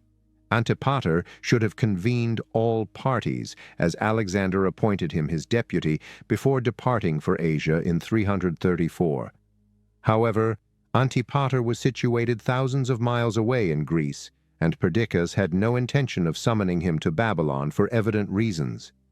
The ancient authors, all of whom are later, fail to present a comprehensive depiction of the discussions, and their accounts are frequently muddled and inconsistent, particularly regarding Ptolemy's involvement in Babylon. Diodorus, offering the most thorough narrative of the successors up to the Battle of Ipsus in 301, entirely omits the matter of Roxane's child and depicts Aridaeus as the favored candidate for the subsequent king. Fortunately, we need not examine the intricacies of the source's authenticity, so the subsequent description of events adhering to Curtius's narrative is the most credible. Only the senior officials convened in the royal palace at Babylon, accompanied by the royal bodyguards, including Ptolemy, to deliberate on the course of action. Aridaeus was present in Babylon. Nevertheless, Perdiccas had not invited him for the meeting. Perdiccas astutely introduced Alexander's throne, royal robe, diadem, and weaponry into the room, positioning the king's signet ring on the throne as if to feign its return. He proclaimed that a leader must be elected until Roxane delivered her child, and the boy matured. He evidently anticipated that the attendees would insist he reclaim the signet ring, and, as will be demonstrated, he may have prepared an individual to nominate him as regent for the infant king. Interestingly, all in Babylon appeared to anticipate that Roxane would deliver a son. None seemed to contemplate the implications of her having a daughter. Subsequently, Perdiccas's strategy begun to disintegrate. The apprehensive soldiers outside the palace abruptly entered, eager to assert their demands and participate in the deliberations. Their arrival terminated the intimate meeting, as the enlisted personnel could now express their approval or disapproval of any proposed plan. Roxane's infant son, if male, was clearly the primary candidate for the throne. Nearchus, Alexander's admiral, proposed Heracles, Alexander's illegitimate son from his relationship with Barsine, daughter of Artabazus. At the time of Alexander's death, Barsine and Heracles resided at Pergamum. Heracles was born in 327, making him only a few years old. It is noteworthy that this suggestion originated from Nearchus. Nearchus, following Alexander's directives upon his departure from India, navigated the 1,000 miles of the Macran coastline in 324 during an extraordinary journey and was subsequently married to a daughter of Barsine in the mass marriage at Susa in the same year. Therefore, his support of Heracles, his brother-in-law, was a clear endeavor to acquire influence. His plot ultimately failed, as Heracles was an illegitimate offspring and would never have been recognized as a ruler instead of a legal Argide. Ptolemy, who married Artachema, sister of Barsine, at Susa, was sufficiently astute to refrain from endorsing Heracles' candidacy. The men struck their spears against their shields to express their opposition to Nearchus's suggestion, which he refused to retract.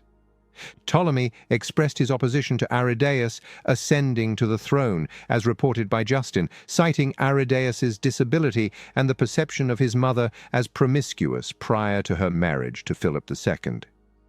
Conversely, Curtius recounts Ptolemy's derisive remarks regarding Heracles and Roxane's child, arguing that the mother's Bactrian heritage rendered Alexander's heir only partially Macedonian, and that Europe will be ashamed to hear his very name.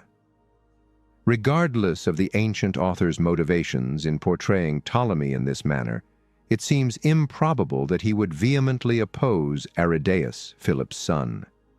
However, his negative sentiment towards Roxane's child reveals the Macedonians' disdain for those not of their lineage. Following his vociferous assault, Ptolemy proposed a transformative initiative, establishing an advisory council to govern the empire wherein all members would possess equal rights. He suggested that those who previously advised Alexander should convene as a collective whenever decisions are required, and the majority's resolution shall be sanctioned and adhered to by the generals and other military leaders. He asserted that it was preferable to select individuals of commendable character, such as provincial governors and military commanders, rather than to be subjugated to the rule of unworthy individuals, while the king retained only nominal authority. Ptolemy's proposition implied that instead of a singular Argead kingdom, a series of unified yet distinct satrapies would emerge.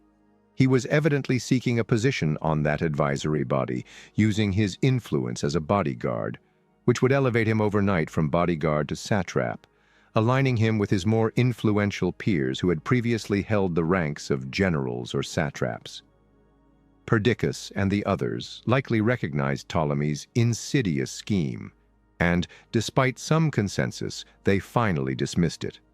Nonetheless, Ptolemy left a significant impact, and when an agreement was finalized a week later, his audacity was rewarded. He was designated satrap of Egypt, albeit under specific terms, as will be discussed. Following Ptolemy's address, another bodyguard, Aristonus, advocated for Perdiccas to be recognized as Alexander's best man and suggested reclaiming the signet ring. Aristonus was evidently aligned with Perdiccas, particularly, as Curtius notes, Perdiccas feigning indecision, believing that his apparent modesty would incentivize him to accept the ring and undertake the regency until Roxane's son reached maturity. Aristonus may have articulated his views upon observing that a majority favored Ptolemy's proposal over Perdiccas's. Indeed, Ptolemy omitted any reference to him in his history, possibly because Aristonus's remarks undermined Ptolemy's strategy. Subsequently, the battalion commander Meleager negated any support Aristonus might have garnered for Perdiccas by vehemently criticizing the latter in a fervent address, cautioning against his ambition, and even asserting that if Alexander had designated Perdiccas as his successor, that should be the only one of his orders that you should disobey. An unidentified individual, clearly acting on behalf of the soldiers, nominated Aridaeus as the king of Philip III. They intentionally chose the name Philip to underscore continuity in the Argead lineage and were unwilling to postpone until Roxane delivered, likely due to her lineage. Anticipating that their proposal would be dismissed, the troops grew increasingly aggressive, even threatening to harm others for engaging in the discussion without Aridaeus in attendance. Meleager subsequently introduced Aridaeus into the assembly, where he was conferred the title of king. Perdiccas and several others escaped and concealed themselves in various palace sections, fearing for their lives. Significant upheaval ensued for about a week as the infantry battalions confronted the cavalry, loyal to different generals. Ultimately, they agreed. Philip III would govern independently until Roxane had her child. If she bore a son, he would be appointed a co-ruler with Philip III. Perdiccas would serve as the chiliarch, directly accountable to the king, while Meleager would be elevated as Perdiccas's deputy. Perdiccas's position rendered him the most powerful individual in the Macedonian Empire. Nonetheless, he was discontented, as was Ptolemy, due to Meleager's absence in his proposal. Perdiccas was compelled to acquiesce to Meleager's conditions. Despite the cavalry's allegiance to Perdiccas, the infantry did not, and numerical superiority prevailed. Ultimately, all parties pledged allegiance to this agreement in the presence of Alexander's remains. A week elapsed, during which Alexander's body was embalmed, deviating from the Macedonian custom of cremating the deceased on a pyre. Perdiccas resolved to enter Alexander at Aegae in Macedonia, making it imperative to preserve his remains for the protracted journey. It is posited that Alexander desired interment at Siwa, the residence of the oracle of Zeus-Ammon, which he visited in 331 to ascertain his divinity. Consequently, Perdiccas's choice to entomb the body at Aegae may be interpreted as an assertion of sovereign legitimacy, as it is the duty of a successor to enter his predecessor. Furthermore, Perdiccas perceived Ptolemy as a threat due to his suggestion for a ruling committee and sought to deprive Ptolemy of the political leverage he would get from interring Alexander in Egypt. Ultimately, it was inconsequential. Within 2 years, Ptolemy had abducted the remains and interred them in Egypt. Notwithstanding the accord, Perdiccas never meant to permit Meleager to use his abruptly acquired influence. astutely orchestrating a review of troops to commemorate Philip III's ascension to the throne, Perdiccas vehemently charged Meleager and 300 of his soldiers with betrayal and had them crushed to death by war elephants. It is important to acknowledge that this action was undertaken under his directives rather than those of Philip III, who was already being overlooked. Meleager was granted a temporary reprieve, but merely for appearances. He was subsequently executed, reportedly while seeking refuge in a temple. The Babylon settlement. Following Meleager's demise, Perdiccas promptly convened another assembly of senior officials to finalize an agreement with provisions akin to those he had previously proposed. Pausanias asserts that Ptolemy was chiefly accountable for the empire's split, although Perdiccas was evidently in command. Philip III designated Perdiccas as his regent, and should Roxane bear a son, he would likewise be the infant monarch. The exact stage of Roxane's pregnancy remains uncertain. Sources indicate she was either 5 or 8 months along at the time of Alexander's death, suggesting the wait would be brief. Perdiccas' position, as noted by Curtius in Aristotle's speech, brought him closer to achieving his ambitions. Subsequently, Perdiccas continued with his preparations.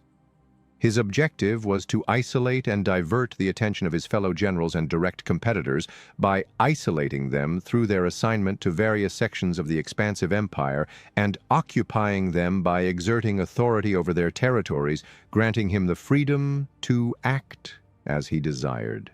Surprised by Perdiccas's swift and savage elimination of Meleager, the others had little option but to acquiesce to his proposal.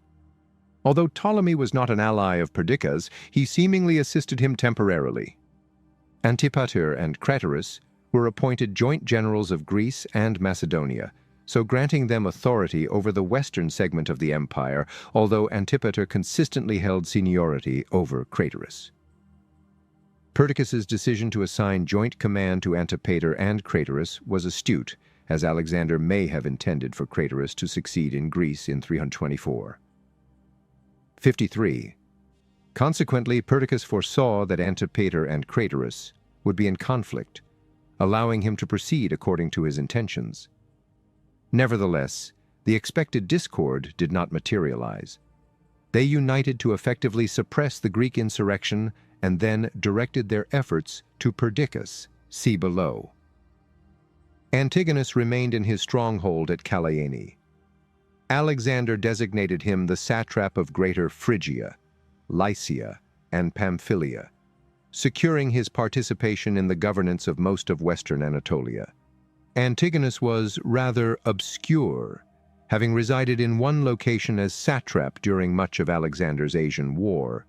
Yet, it is presumed that others harbored no concerns with his reappointment to his satrapy. Ptolemy acquired Egypt, the adjacent region of Arabia, and Libya. Perdiccas stipulated that the incumbent satrap of Egypt, Cleomenes, remain in the territory ostensibly to assist him. On one hand, it was logical for Ptolemy to seek assistance, as he lacked administrative knowledge and substantial experience in commanding more than a few troops. It is more probable that, due to Ptolemy's dissent against Perdiccas during their initial assembly in Babylon, Perdiccas sought to monitor him, thereby designating Cleomenes as his informant. Lysimachus was granted Thrace, which extended his territory from Asia to the European side of the Hellespont. The military challenges he encountered in the north against the Odrysian Thracians, commanded by Seuthes III, effectively marginalized him for several years, as Perdiccas likely intended. However, Lysimachus subsequently rose to prominence as one of the most significant successors and ultimately became king of Macedonia in the latter part of his life. Leonatus was designated satrap of Hellespontine Phrygia, which assured him substantial wealth. Eumenes, the sole Greek successor from Cardia in Thrace, who served as Alexander's chief secretary and cavalry commander, was assigned the task of subduing the insubordinate regions of Cappadocia and Paphlagonia in Asia Minor, with directives to oust the local Iranian sovereign, Ariarathes. He commanded Antigonus and Leonatus to aid him. Eumenes would emerge as a dangerous adversary in the ensuing years. Ultimately, Seleucus was appointed as the commander of the companion cavalry, a notable post given his equal claim to land. He likely preferred to remain uninvolved, anticipating that the Babylon settlement would be transient, considering the individuals involved. He was correct. It was not long before discord erupted, undermining the agreement. Seleucus's meticulous approach yielded success. He ascended to the throne of Babylonia and established the Seleucid dynasty, which governed one of the most expansive kingdoms of the Hellenistic world and was surpassed in lifespan only by the Ptolemaic dynasty. Consequently, this ill-tempered compromise emerged. These individuals were not monarchs, but satraps, subordinate to Philip III, who lacked the authority and garnered no esteem Alexander possessed. Perdiccas was uniquely positioned to seize leadership of the empire from Babylon. He likely commanded a greater number of Alexander's veterans, the principal combat force of the Macedonian army, than any of his peers, excluding Craterus. Subsequent events indicate that these individuals never regarded the Babylon settlement with seriousness. Due to their personalities and aspirations, the perpetual maneuvering for dominance ensured that their partnerships would invariably be self-interested and ephemeral. No one was ever satisfied with their possessions, nor could anyone establish permanence. This was partly due to the remarkable impact of Alexander's conquests on their imperial ambitions. However, mutual distrust prevailed. Even in 323, it was noted that everyone was suspicious of him and he of them, regarding Perdiccas. Plutarch further remarks that Antigonus was not swayed by Perdiccas's edicts and was already ambitious and contemptuous of all his comrades. Consequently, their perceptions of one another frequently influenced their policies, resulting in catastrophic and violent outcomes. Roxane subsequently gave birth to a son called Alexander, after her husband. Consequently, the dual monarchy of Philip III and Alexander IV was established, with Perdiccas serving as their regent. Roxane was never regarded as regent, despite being Alexander's widow and the mother of a king. Royal spouses and widows, such as Olympias or Eurydice, the spouse of Philip III, frequently assumed political and military roles in history. However, Roxane did not, as she was ruthlessly executed alongside her son in 310. Her marginalization likely stems from her Bactrian lineage and the successors' goal of legitimizing their authority by manipulating royalty. The subsequent 2 decades can be categorized into 2 distinct phases. Perdiccas's personal ambition, which led to his downfall, characterized the initial phase, 323-320. The subsequent period, 320-301, saw the rise of Antigonus Monophthalmus, whose imperial aspirations similarly resulted in his doom. Perdiccas had regarded Antigonus marginally in the Babylon settlement, and his coerced support for Eumenes may have caused discontent. If this was the case, he would soon demonstrate that he was not to be underestimated, and among all the successors, he and later Seleucus approached the closest to governing the entire Macedonian Empire.